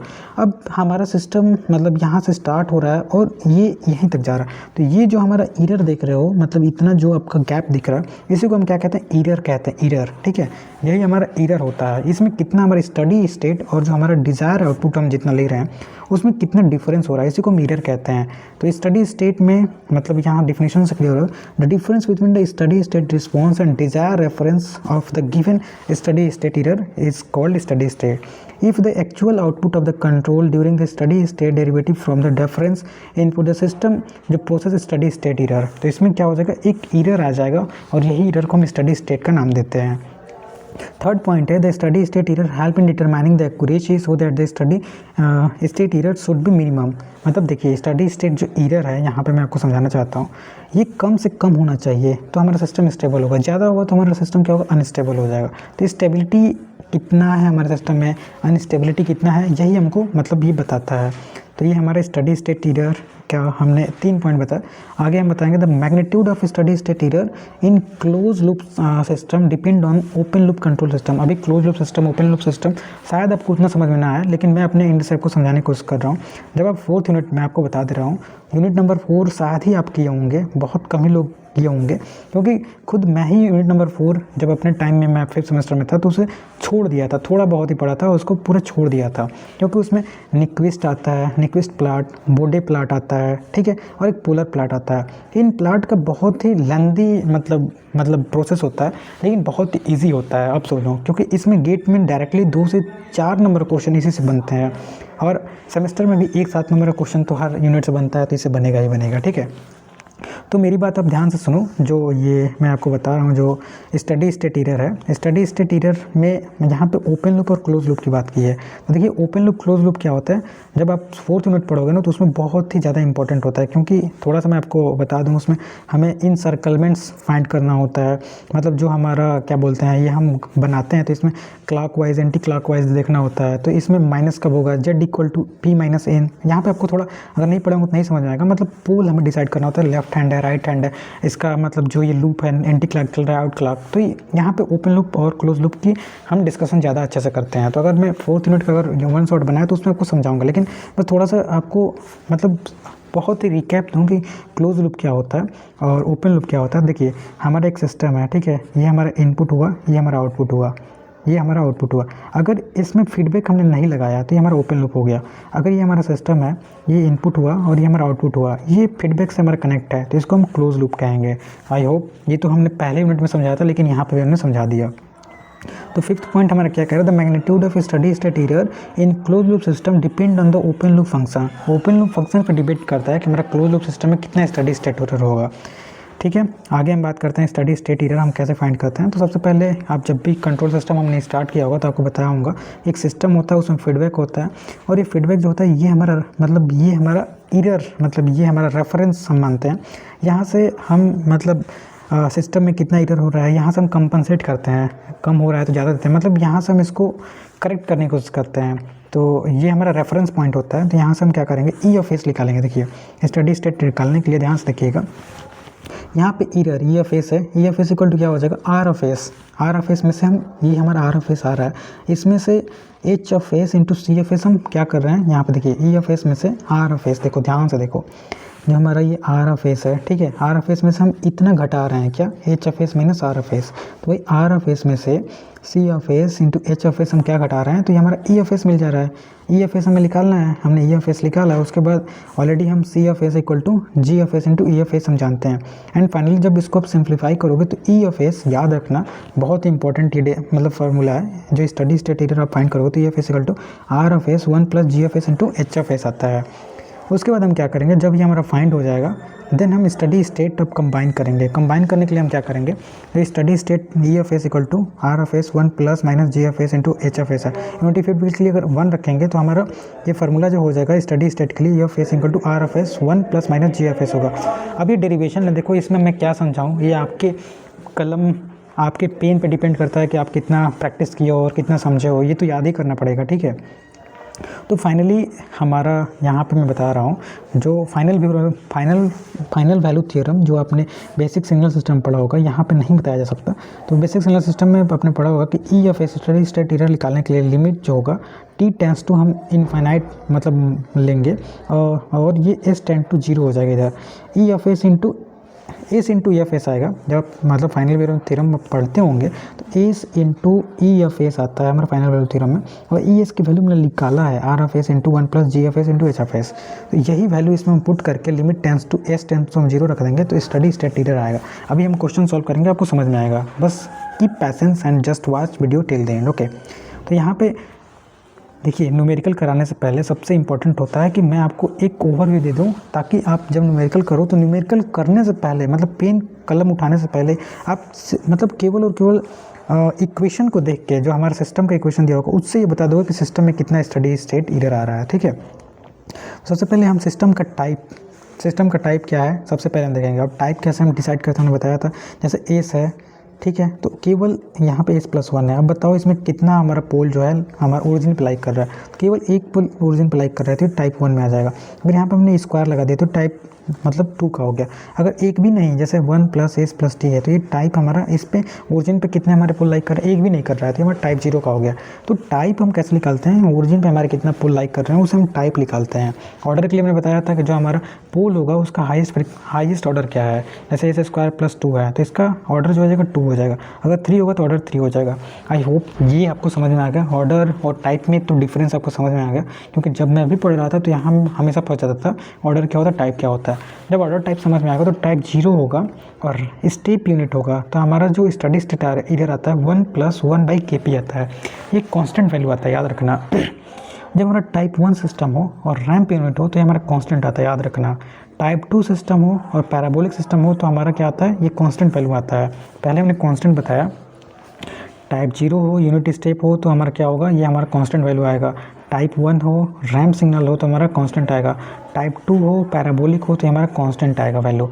अगर ये हमारा कोई भी सिस्टम है, किसी भी टाइप का हमारा इक्वेशन होगा टाइप 0 का है और रैंप हमारा पूछे, पैराबोलिक पूछे, टाइप 0 है, तो डायरेक्टली बिना देखे बिना कलम उठाए ना, मतलब मैं बता नहीं सकता। अगर गेट का आपने PYQ किया होगा तो 100% बिना पेन उठाए 2 नंबर आप ले सकते हो। डायरेक्टली आप इनफाइनाइट मार दो, डायरेक्टली अपने इनफाइनाइट मार दो। केवल और केवल स्टेप इनपुट के लिए हमारा जो टाइप 0 होगा वो कांस्टेंट वैल्यू आएगा। अदरवाइज इससे हायर पे जाओगे, रैम, पैराबोलिक, ये मतलब इनफाइनाइट ही आएगा। अब टाइप 1 के लिए हम देखते हैं। टाइप 1 के लिए जो स्टेप यूनिट होगा ये हमारा 0 आएगा। और ये हमने ऑलरेडी बताया कि स्टेप यूनिट के लिए हम देखेंगे, स्टेप मतलब रैंप के लिए तो टाइप 1 में केवल और केवल कांस्टेंट आएगा। इससे पहले हमारा 0 होगा, इसके बाद हमारा इनफाइनाइट होगा। तो ये केवल टेबल ना, ये टेबल ही आपको, आप गेट का PYQ करोगे कम से कम 4 से 5 क्वेश्चन प्रीवियस ईयर में पूछा जा चुका है गेट में।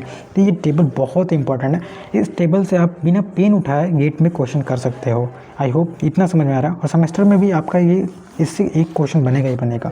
अब हम क्वेश्चन पे बात करेंगे।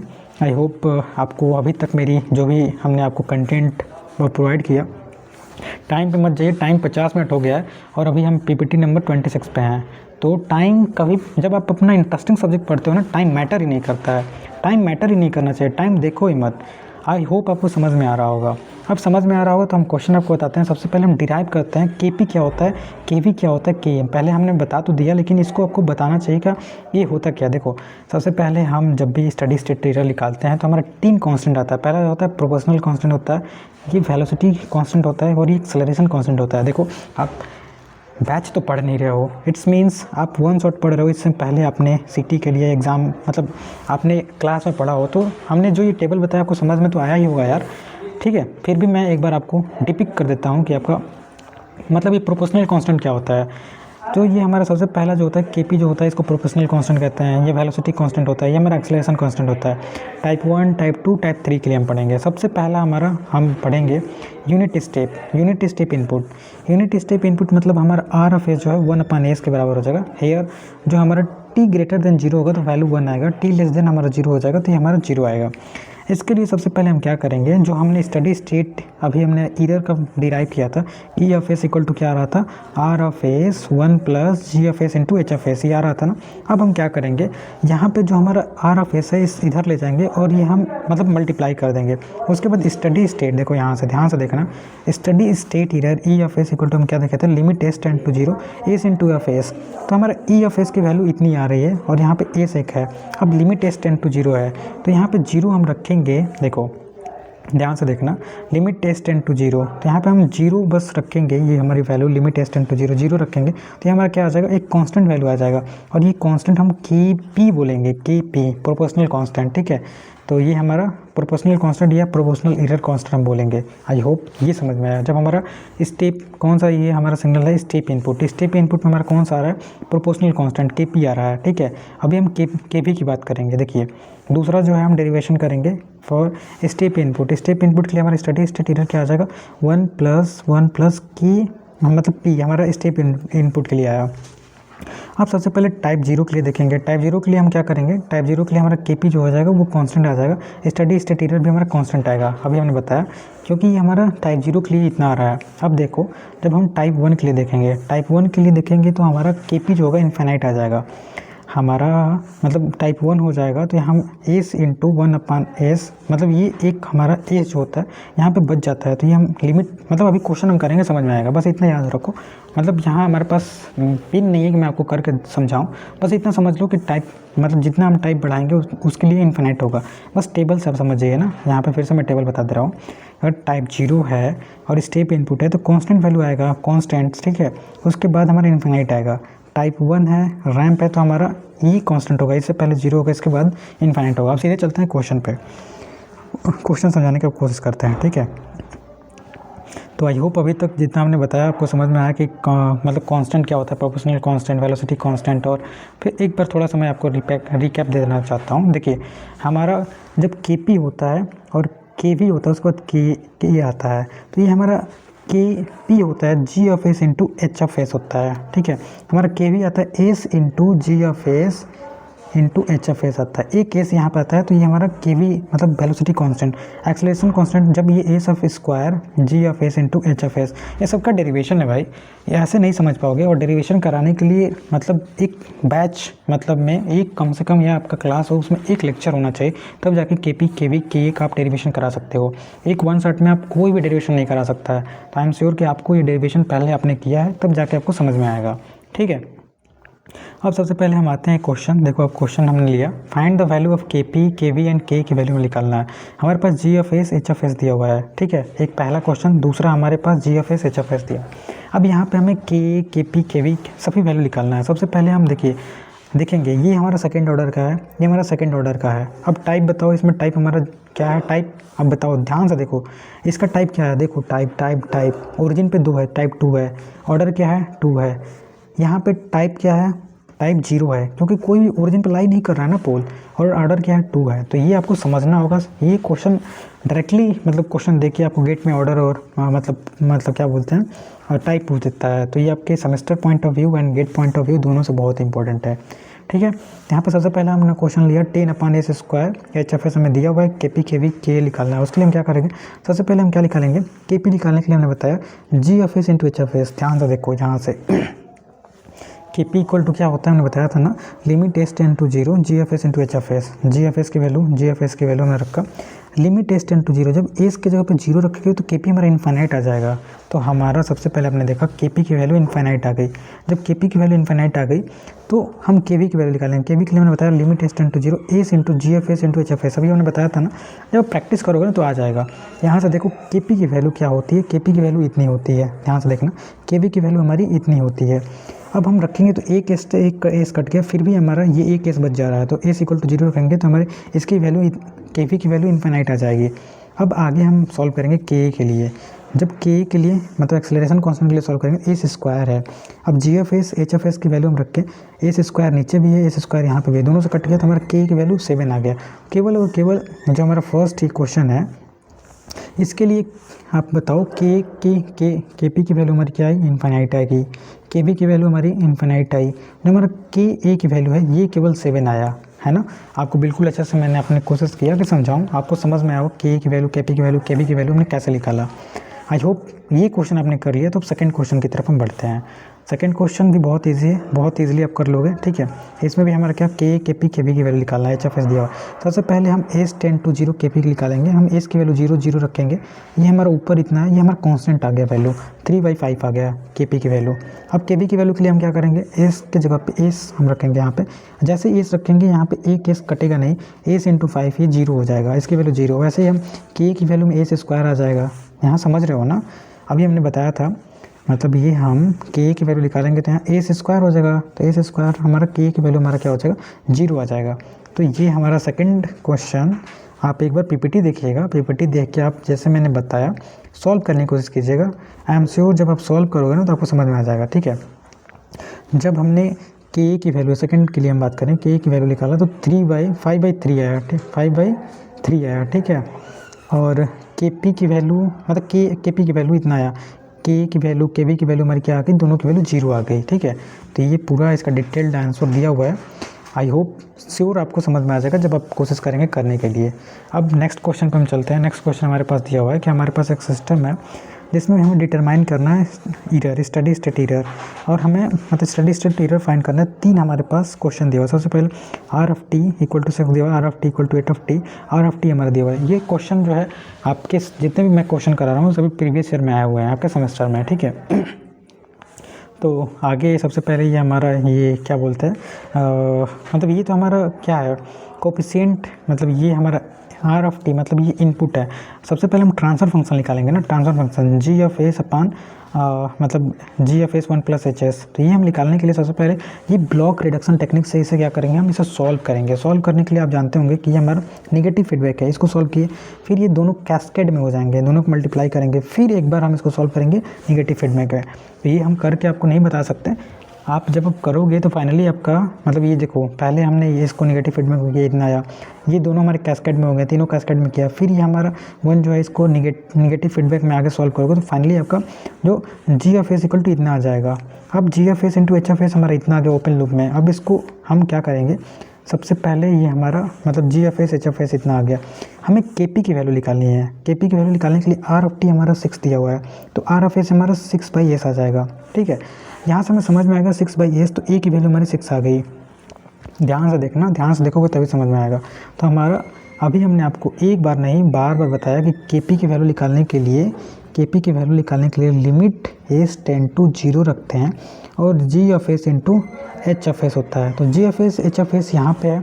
अब यहाँ पे हम डायरेक्टली क्या करेंगे, देखो एस की वैल्यू 0 रखेंगे, ये 0 हो गया, ये भी 0 हो गया, हमारा 80/50 आ गया, वही 800/50 आ गया। इतना समझ में आया यार। देखो मैं अपने तरह से पूरा कोशिश कर रहा हूँ। देखो के पी की वैल्यू निकालने के लिए हम क्या करेंगे, लिमिट एस टेंड टू 0 रखेंगे इसमें। तो जैसे ही हम एस टेंड टू 0 रखेंगे यहाँ पे, तो ये हमारा ये वाला मतलब 0 है तो 1 हो जाएगा, ये 0 हो गया, ये 0 हो गया, हमारा आंसर क्या है 800/50। तो ये हमारा क्या हुआ, ये के पी की वैल्यू आ गई। अब के पी की वैल्यू हमारी इतना आ गई, उसके बाद हमें के ए की वैल्यू निकालनी है। के ए की वैल्यू के लिए हमारा यहाँ पे ए से 1 मल्टीप्लाई हो जाएगा। जैसे ही 1 मल्टीप्लाई होगा हमारी वैल्यू क्या आ जाएगी, देखो जैसे ही हमने ए की वैल्यू निकाल दिया, भाई स्टडी स्टेट एरर निकालने के लिए हमने फार्मूला बताया, बस इसमें के ए की वैल्यू मालूम ही है और के पी की वैल्यू हमने बताया ही। यहाँ पे के पी की वैल्यू कैसे आया, जस्ट वैल्यू पुट करोगे हमारी वैल्यू आ जाएगी। अब यहाँ पे हम आर ऑफ एस आर मतलब सेकंड जो हमारा इक्वेशन दिया R of T equal to 8/t, यहाँ से 8/s² आ जाएगा। जब ये फार्मूला में रखोगे के वी निकाल लोगे, के वी निकालने के लिए हमारा क्या हो जाएगा, यहाँ पे बस हम एस मल्टीप्लाई कर देंगे, एस मल्टीप्लाई करोगे 0 आ जाएगी वैल्यू। देखो ध्यान से देखना, फिर से मैं कोशिश कर रहा हूँ आपको समझाने की। देखिए लिमिट एस टेंड टू 0 और यहाँ पे एक एस आ जाएगा, क्यों, क्योंकि हम के वी की वैल्यू निकाल रहे हैं। ये हम के वी की वैल्यू में देखो यार, के वी की वैल्यू क्या होती है, के वी की वैल्यू इक्वल टू हमारी क्या होती है, यहाँ पे एक एस मल्टीप्लाई हो जाता है, के वी हो गया। जैसे हम यहाँ पे एस रखें तो ये हमारी वैल्यू एस टेंड टू 0 रखेंगे तो हमारी पूरा वैल्यू 0 आ जाएगी। हमारी के वी की वैल्यू क्या आ गई, 0 आ गई। आई होप आपको के वी की वैल्यू समझ में आ गई हो। के वी की वैल्यू मैंने कैसे निकाला, जब के वी की वैल्यू 0 आ गई तो नो डाउट कि ए की वैल्यू तो हमारी s² टर्म है, तो ये तो हमारा 0 होगा ही होगा। तो हमारा क्या के बी की वैल्यू मैंने 0 निकाला, के की वैल्यू 0 निकाला। जब आप आगे सॉल्व करोगे मतलब तीनों को सॉल्व करना है, तीनों को ऐड करना है, तो हमारा steady state error equal to ये हमारा देखो ये वाला फार्मूला जो है के पी के लिए है, ठीक है, ये हमारा के वी के लिए है, ये हमारा के के लिए है, ठीक है। तीनों का वैल्यू हमने निकाला, इसका वैल्यू इतना आया था, इसका वैल्यू 0, इसका वैल्यू 0। जब रखोगे तो डायरेक्टली हमारा इनफाइनाइट आ जाएगा। आई होप ये भी क्वेश्चन आपको समझ में आया हो, ठीक है। अब आगे बात करते हैं, एक और क्वेश्चन है। ये हमारा question G of S equal to इतना दिया हुआ है, इसमें type of system all error पूछ रहा है एंड ईरर जो है रैंप इनपुट जो मैग्नीट्यूड है 5 दिया हुआ है। ये 3 क्वेश्चन एक ही क्वेश्चन पूछ रहा है, देख रहे हो सेमेस्टर क्वेश्चन है, एक ही क्वेश्चन में 3 क्वेश्चन पूछ दिया, तब जाके को 7 नंबर का दिया। तो आप समझ सकते हो कि 7 नंबर लाना कितना मतलब मुश्किल है सेमेस्टर में। अभी जब आप प्रैक्टिस नहीं करोगे तो नहीं ला पाओगे, तो you need to be practice before just going in examination. और मैंने बार बार कहा कि जो सेकंड यूनिट है बहुत इजी है। जब आप इसको स्टार्टिंग से जितना मैंने कंटेंट दिया ना, अगर आप इसको फॉलो करोगे एंड पहले से पढ़ रखे होगे, देखो मैं कभी नहीं कहता कि मेरा वन शॉट देख के आपको पहली बार में समझ में आ जाए, क्योंकि इट सिम्स इम्पॉसिबल यार कि कोई पहली बार पढ़े और वन शॉट से बोले कि मैं पूरा समझ जाऊँ, नहीं समझ पाओगे। इसके लिए आपको बेसिक नॉलेज होना चाहिए, ठीक है। तो ये हमारा एक क्वेश्चन है, ठीक है। इसमें हमें टाइप ऑफ सिस्टम फाइंड करना है, ऑल एरर फाइंड करना है, जैसे हमने केपी, केवी, के बताया, ये भी एरर मतलब फाइंड करना है। तो इस फाइंड करने के लिए सबसे पहले हम केपी निकालेंगे। केपी के लिए हमने बार बार कहा आप एक शॉर्ट्स नोट्स बना लो ना यार। अगर आप जॉब कर रहे हो और अगर पास करना है तो आप शॉर्ट्स नोट्स बना लो। उसमें केपी की वैल्यू हमने बार बार हम बता रहे हैं, केपी की वैल्यू इतनी होती है, ठीक है। ये कम से कम ये लिख लो और लिमिट s टेंड टू 0 रखोगे तो केपी की वैल्यू डायरेक्टली निकालोगे। अगर केपी की वैल्यू निकालोगे तो एग्जाम में 7 नंबर का आ रहा है ना, 2 नंबर तो टीचर दे ही देगा, जो प्रोसेस है प्रोसेस फॉलो करोगे तो। और अगर आप मतलब रेगुलर स्टूडेंट हो तो आपको तो कम से कम प्रैक्टिस करना चाहिए 2 से 3 बार। केपी की वैल्यू इतना आ गया, यही के ही हो जाएगा, ध्यान से देखना। यहाँ पे एक एस आ जाएगा, ये यहाँ पे के हो जाएगा तो एस स्क्वायर हो जाएगा। आई होप इतना समझ में आ रहा हो, ठीक है। तो एस टेंड टू 0 जैसे हम रखेंगे आगे इसको, जो हमारा ये इक्वेशन दिया हुआ है देख सकते हो, हमारा इक्वेशन है, ये हमारा इक्वेशन है ना। जब इसमें एस टेंड टू हम 0 रखेंगे तो हमारी वैल्यू नीचे एक एस है, जैसे ही एस होगा तो हमारा इनफाइनाइट आ जाएगा, ठीक है। आगे जो हमारा केवी निकालेंगे, केवी निकालेंगे एस कट जाएगा तो हमारा वैल्यू यहाँ पे कांस्टेंट आएगा 14 आएगा। वैसे ही के निकालेंगे तो के लिए हमारा एस स्क्वायर आ जाएगा, तो एक एस नीचे है, एक कट जाएगा, फिर से एक एस ऊपर हमारा बच जाएगा। देखो यहाँ से आप समझ सकते हो, मैं यहाँ से फिर से समझाने की कोशिश कर रहा हूँ। के इक्वल टू हमारी इतनी वैल्यू होती है, ठीक है, समझ में आया। के की वैल्यू इतनी होती है, यहाँ पे एक एस है, यहाँ पे एक एस है, एक एस से एक एस कट गया, ऊपर एक एस बच गया ना। यही एस जब लिमिट एस टेंड टू 0 रखोगे तो ये हमारी वैल्यू क्या आ जाएगी, 0 आ जाएगी, 0। तो के की वैल्यू 0 आ गई, बस के वी की वैल्यू हमारी 14 आई और हमारी फिर से के की वैल्यू हमारी आ गई 0। तो स्टडी स्टेट एरर निकालने के लिए क्या करेंगे, ए अपन के भी होता है। ए की वैल्यू हमारी 5 थी, अब ए की वैल्यू 5 कैसे थी, देखो यहाँ पे ए की वैल्यू 5, यहाँ पे मैग्नीट्यूड हमारा 5 बोला हुआ है ना, 5 रख लेंगे। जस्ट हम इसको के वी की वैल्यू हमारी 14 है, 5/14 हमारा स्टडी स्टेट एरर आ गया। तो इस तरह से देख सकते हो ये 7 नंबर का क्वेश्चन डेम से हो, 7 नंबर का हो। और देखो बस 2 लाइन में 3 लाइन में सॉल्व हुआ है। जब तक आप प्रैक्टिस नहीं करोगे आपको समझ नहीं आएगा कितने लाइन में सॉल्व करोगे। तो you need to be practice as much as possible so that you can score good marks in your examination. अब सबसे लास्ट इस यूनिट का हम मतलब कह सकते हैं क्या मतलब बताने जा रहे हैं टॉपिक। तो यहाँ पे हम डिलीट टाइम, राइज टाइम क्या होता है, फिर से फॉल टाइम क्या होता है, पिक टाइम क्या होता है, हम मतलब आपको सबसे पहले ये डायग्राम समझाते हैं, ठीक है। देखो सबसे पहले हमने बताया कि कोई भी सिस्टम को हम जीटा के टर्म में हम डिफाइन करते हैं। जीटा इक्वल टू 0 तो अनडैम्प होगा, जीटा ग्रेटर देन 1 होगा तो ओवर डैम्प होगा, जीटा इक्वल टू अगर 1 हो गया तो ये क्रिटिकली डैम्प होगा, जीटा जो है 0 से बड़ा लेस देन 1 होगा तो ये अंडर डैम्प होगा। ये 4 कंडीशन मैंने बताया था ना। अब 4 कंडीशन को एक ही जगह हम समझने की कोशिश करते हैं। देखो सबसे पहले ये हमारा सिस्टम है, जा रहा है, ऑक्सीलेट हो रहा है, ऑक्सीलेट हो रहा है, ऑक्सीलेट हो रहा है। यहाँ पे स्टडी स्टेट हमारा एरर मतलब यहाँ पे स्टडी स्टेट मतलब पहुँच रहा है, ठीक है। तो ये जो हमारा सिग्नल है या जो सिस्टम है यहाँ से उठ रहा है, मतलब स्टार्ट हो रहा है और यहाँ तक जा रहा है। तो जो टाइम जो है ना यहाँ से मतलब जो हमारा ये स्टडी स्टेट 1 माने इसका हाफ डिस्टेंस पूरा करने में जो टाइम मतलब लगता है उसको डिले टाइम कहते हैं। राइज टाइम जो 90% पहुँचने में हमारा सिग्नल जितना टाइम ले रहा है उसको राइज टाइम कहते हैं। और ये जो पिक जो हमारा सिग्नल का पिक है, पिक उसको हम टीपी कहते हैं, पिक टाइम। और ये पूरा टाइम ध्यान सुनिएगा, बोलते बोलते हालत मेरी ख़राब हो गई है। 1 घंटा 6 मिनट हो गया, लेकिन मेरा मेन मोटो जो है आपको टॉपिक को समझाना है। टॉपिक समझ में आ जाएगा, मेरे लिए बोलना इट्स वर्दी, ठीक है। तो सबसे पहले यहाँ पे देखिए ये जो हमारा सिग्नल है यहाँ से स्टार्ट हुआ, ठीक है, और ये जहाँ जाके सेटल हो रहा है इस पॉइंट पे, इस पॉइंट को स्टार्टिंग से जो हमारा टाइम यहाँ से यहाँ तक लग रहा है, इस टाइम को हम क्या कहेंगे, सेटलिंग टाइम। मीन्स हमारा जो सिग्नल है यहाँ से स्टार्ट हुआ, राइज हुआ, डिले हुआ, फॉल हुआ, मतलब ब्रेक हुआ, जितना भी चीज़ हुआ, अंत में जाके यहाँ पे हमारा सेटल हो गया। तो ये जो टाइम लग रहा है ना, राइज फॉल जो भी है, इस टाइम को ओवरऑल टाइम को हम सेटलिंग टाइम कहते हैं। अगर टाइम वेयर हमारा signal is going to be settled is known as settling time, okay. तो अब एक एक डिफिनीशन से एक एक का फार्मूला होता है, वो हम आपको बता देते हैं। और एग्जाम में डायरेक्टली 1 नंबर में पूछ सकता है कि राइज टाइम, डिलेट टाइम क्या होगा सिग्नल दे के, तो आप बहुत इजीली निकाल लोगे। तो बस लास्ट ही चल रहा है, थोड़ा सा और आप पढ़ लो, आपका मतलब ये यूनिट पूरा ख़त्म हो जाएगा, ठीक है। तो डिले टाइम क्या होता है, it is the time required to response reach 50% of final value. First जो हमारा सिस्टम जा रहा है यहाँ से यहाँ तक, जो हमारा 50% जब सिग्नल हमारा पहुँच जा रहा है उसी को हम डिले टाइम कहते हैं। डिले टाइम क्या है, फिर से एक बार मैं बोल रहा हूँ, it is time require for the response to reach 50% of final value. जो हमारा फाइनल वैल्यू उसको अगर 50% जो जाने में समय लग रहा है उसे हम डिले टाइम कहते हैं। राइज टाइम क्या है, it is the time require for the response to rise 10% और 90% ऑफ फाइनल वैल्यू। तो उसे हम क्या कहते हैं, 100% का 90% अगर जो वैल्यू हमारा अचीव कर लेता है जो सिग्नल, उसी को हम राइज टाइम कहते हैं। ठीक है, और राइज टाइम का जो फार्मूला होता है TR इक्वल टू क्या होता है, pi minus tan inverse 1 minus zeta square upon zeta omega n 1 minus zeta square. ये आपको याद रखना होगा, ये हमारा राइज टाइम का फार्मूला होता है। इससे डायरेक्टली क्वेश्चन बनता है। अभी क्वेश्चन मैं आपको करा रहा हूँ, इसलिए मैं कह रहा हूँ कि जब मैं स्टूडेंट था 2025 में, जब मैंने एग्ज़ाम दिया था जनवरी में, जब उस समय का वन शॉट देखोगे ना तो, और अभी वन शॉट देखोगे, ये 2025-26 का, दोनों में ह्यूज डिफरेंस देखने को मिलेगा। वहाँ पे मेरे को खुद इतना नहीं क्लियर कंसेप्ट था, मैं कहाँ सब कुछ समझाऊँ, लेकिन जितना कंसेप्ट क्लियर था उतना मैंने समझाया है। दोनों देख सकते हो, दोनों में आपको बहुत ही ज़्यादा डिफरेंस मिलेगा।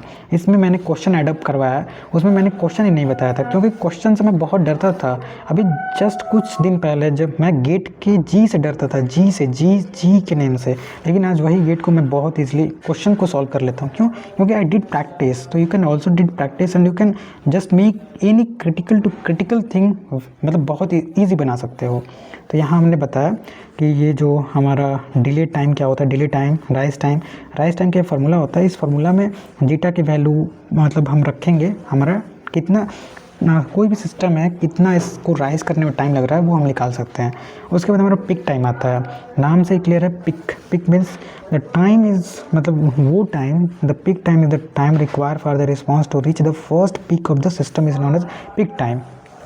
और ये पिक टाइम का हमारा फार्मूला होता है, याद रखिएगा। अभी मैं इसको शॉर्ट में बताऊंगा, TP equal to pi upon omega n 1 minus zeta square. अब देखो, अब अभी जब आप स्टार्टिंग में पढ़े होगे तो हमने बताया था कि omega n minus 1 minus omega square को हम क्या कहते हैं, पाई अपन ओमेगा डी। अभी हमने बताया था ना ओमेगा डी इक्वल टू क्या होता है, omega n minus 1 minus zeta square. अभी हमने बताया था ना, देखो अभी जब आप स्टार्टिंग में पढ़ोगे तो ओमेगा डी इक्वल टू हमने बताया था omega n root over 1 minus zeta square, ये बताया था। तो बस इसी की जगह पर हम ओमेगा डी रख देंगे, तो TP की वैल्यू हमारी कितना हो जाएगी, जो पिक टाइम है पाई अपन ओमेगा डी हो जाएगा। आई होप ये भी आपको क्लियर हो गया राइज टाइम क्या होता है। सबसे पहले मैंने आपको डिले टाइम बताया, फिर राइज टाइम बताया, फिर हम पिक टाइम बताएं, अब मैक्सिमम ओवरशूट। बस 4 ही चीज़ होता है। इसके बाद एक क्वेश्चन कराऊंगा और आपका ये वन शॉट क्लियर हो जाएगा।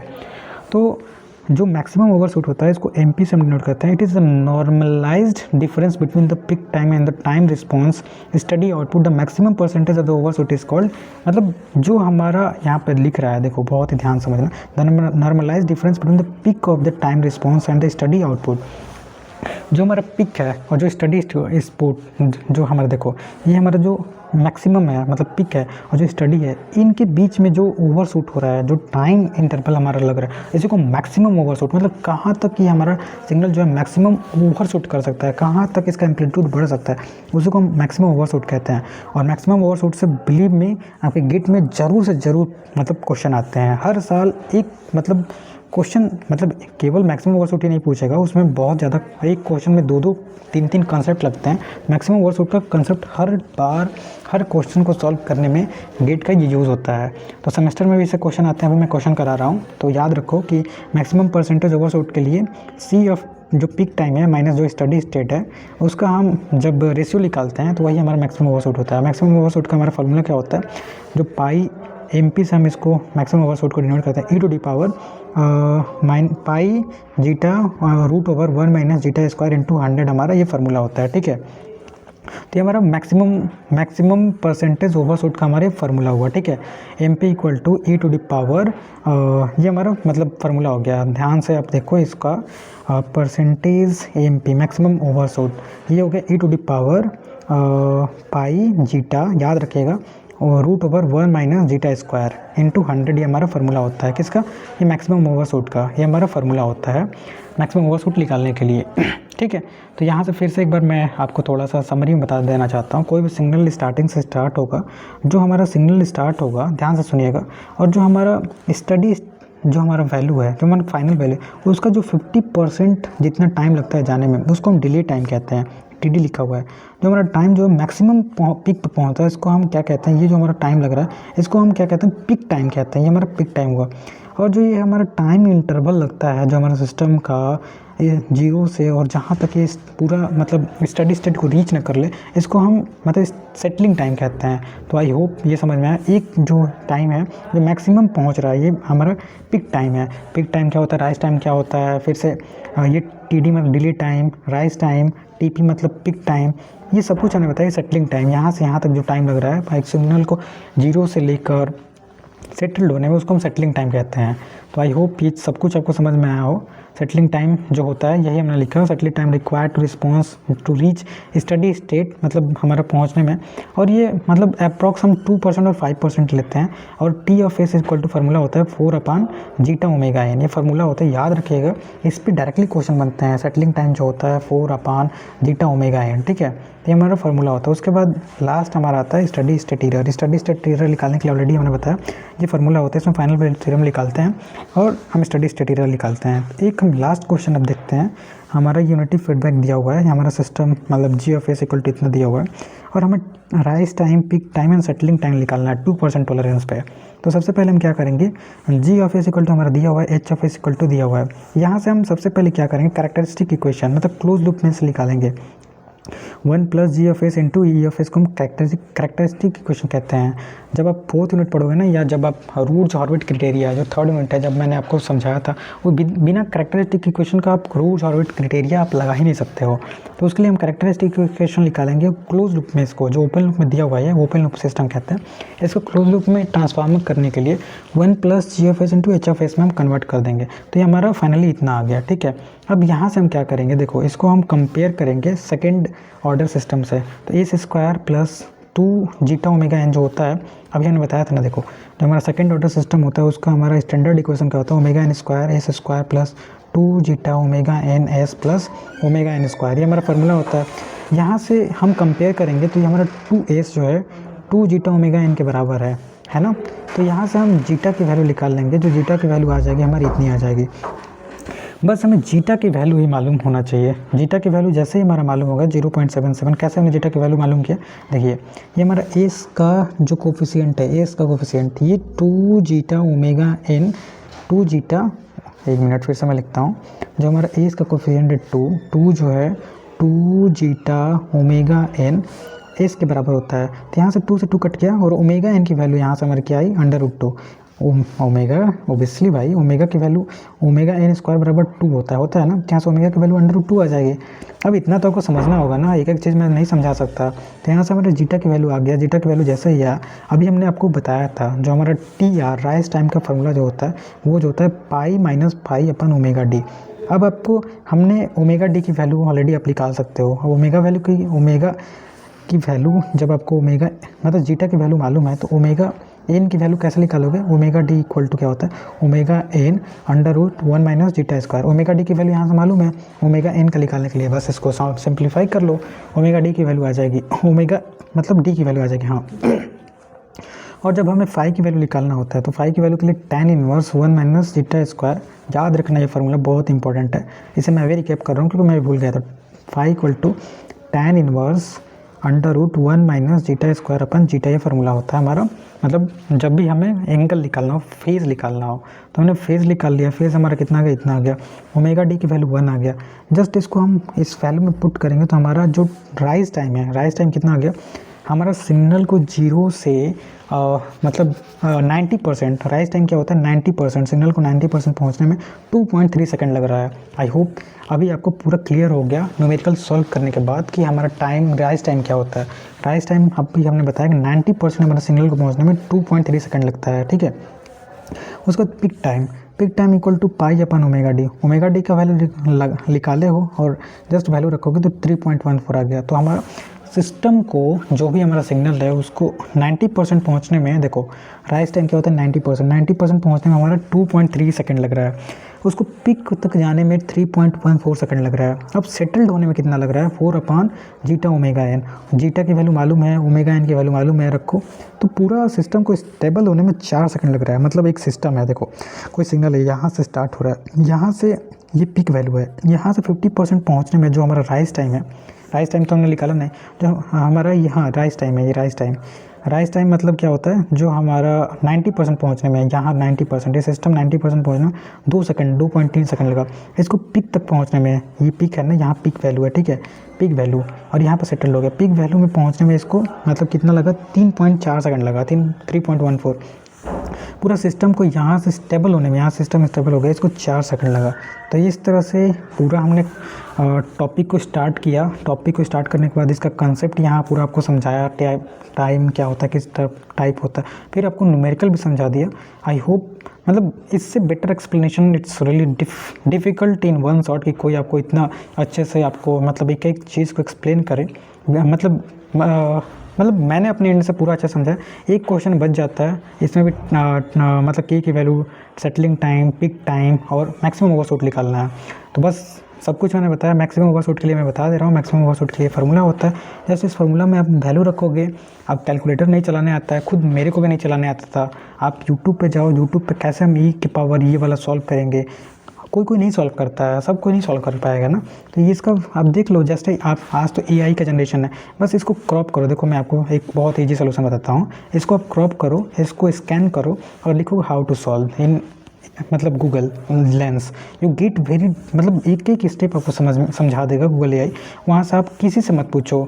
आज के ज़माना में AI आपके पास है, आप बस AI पर डिपेंड हो जाओ। जो नहीं समझ में आ रहा बस क्रॉप करो, वहाँ पे लिखो कि मेरे को समझ में नहीं आ रहा है, this step, you get the worry step by step solution.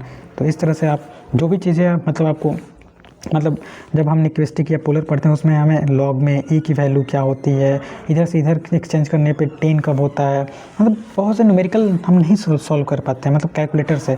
तो even you can use the AI and you can use very easily how to solve. तो इस तरह से जो आपका सेकंड यूनिट है, सेकंड यूनिट मतलब बहुत ही इंपॉर्टेंट था। मैं बहुत दिन से सोच रहा था, इसका PPT प्रीवियस ईयर का था लेकिन इसमें मेरे को ऐड ऑन कराना था। जैसा ही ऐड ऑन हुआ मैंने बहुत दिन से सोच रखा था कि इसको मैं बहुत अच्छे से आपको समझाऊंगा। इसको अच्छे समझाने से मैं एक बार बता दे रहा हूँ, मेरा गेट का कंसेप्ट बहुत अच्छे से क्लियर हो गया। तो बस इसीलिए मैंने 1 घंटा 20 मिनट, मेरा पहला ऐसा वन शॉट हो रहा है अभी तक के 1 साल के मतलब 1 साल से मैं मतलब वन शॉट अपलोड कर रहा हूँ लगातार। मतलब 1 घंटा 20 मिनट, इससे पहले भी मैंने एक वन शॉट बनाया, आज मैं लगातार 2.5 घंटा तक बोला हूँ। तो ये डेडिकेशन लाने के लिए बहुत मेहनत करना पड़ता है। तो प्लीज़ वीडियो को आप शेयर तो कर दो यार। इतना मेहनत करने के बाद, इतना अच्छा कंटेंट देने के बाद अगर आप अपने कॉलेज में शेयर नहीं करोगे तो ये आपकी मतलब केवल और केवल ये परेशानी है, मेरी नहीं है। ठीक है, थैंक यू।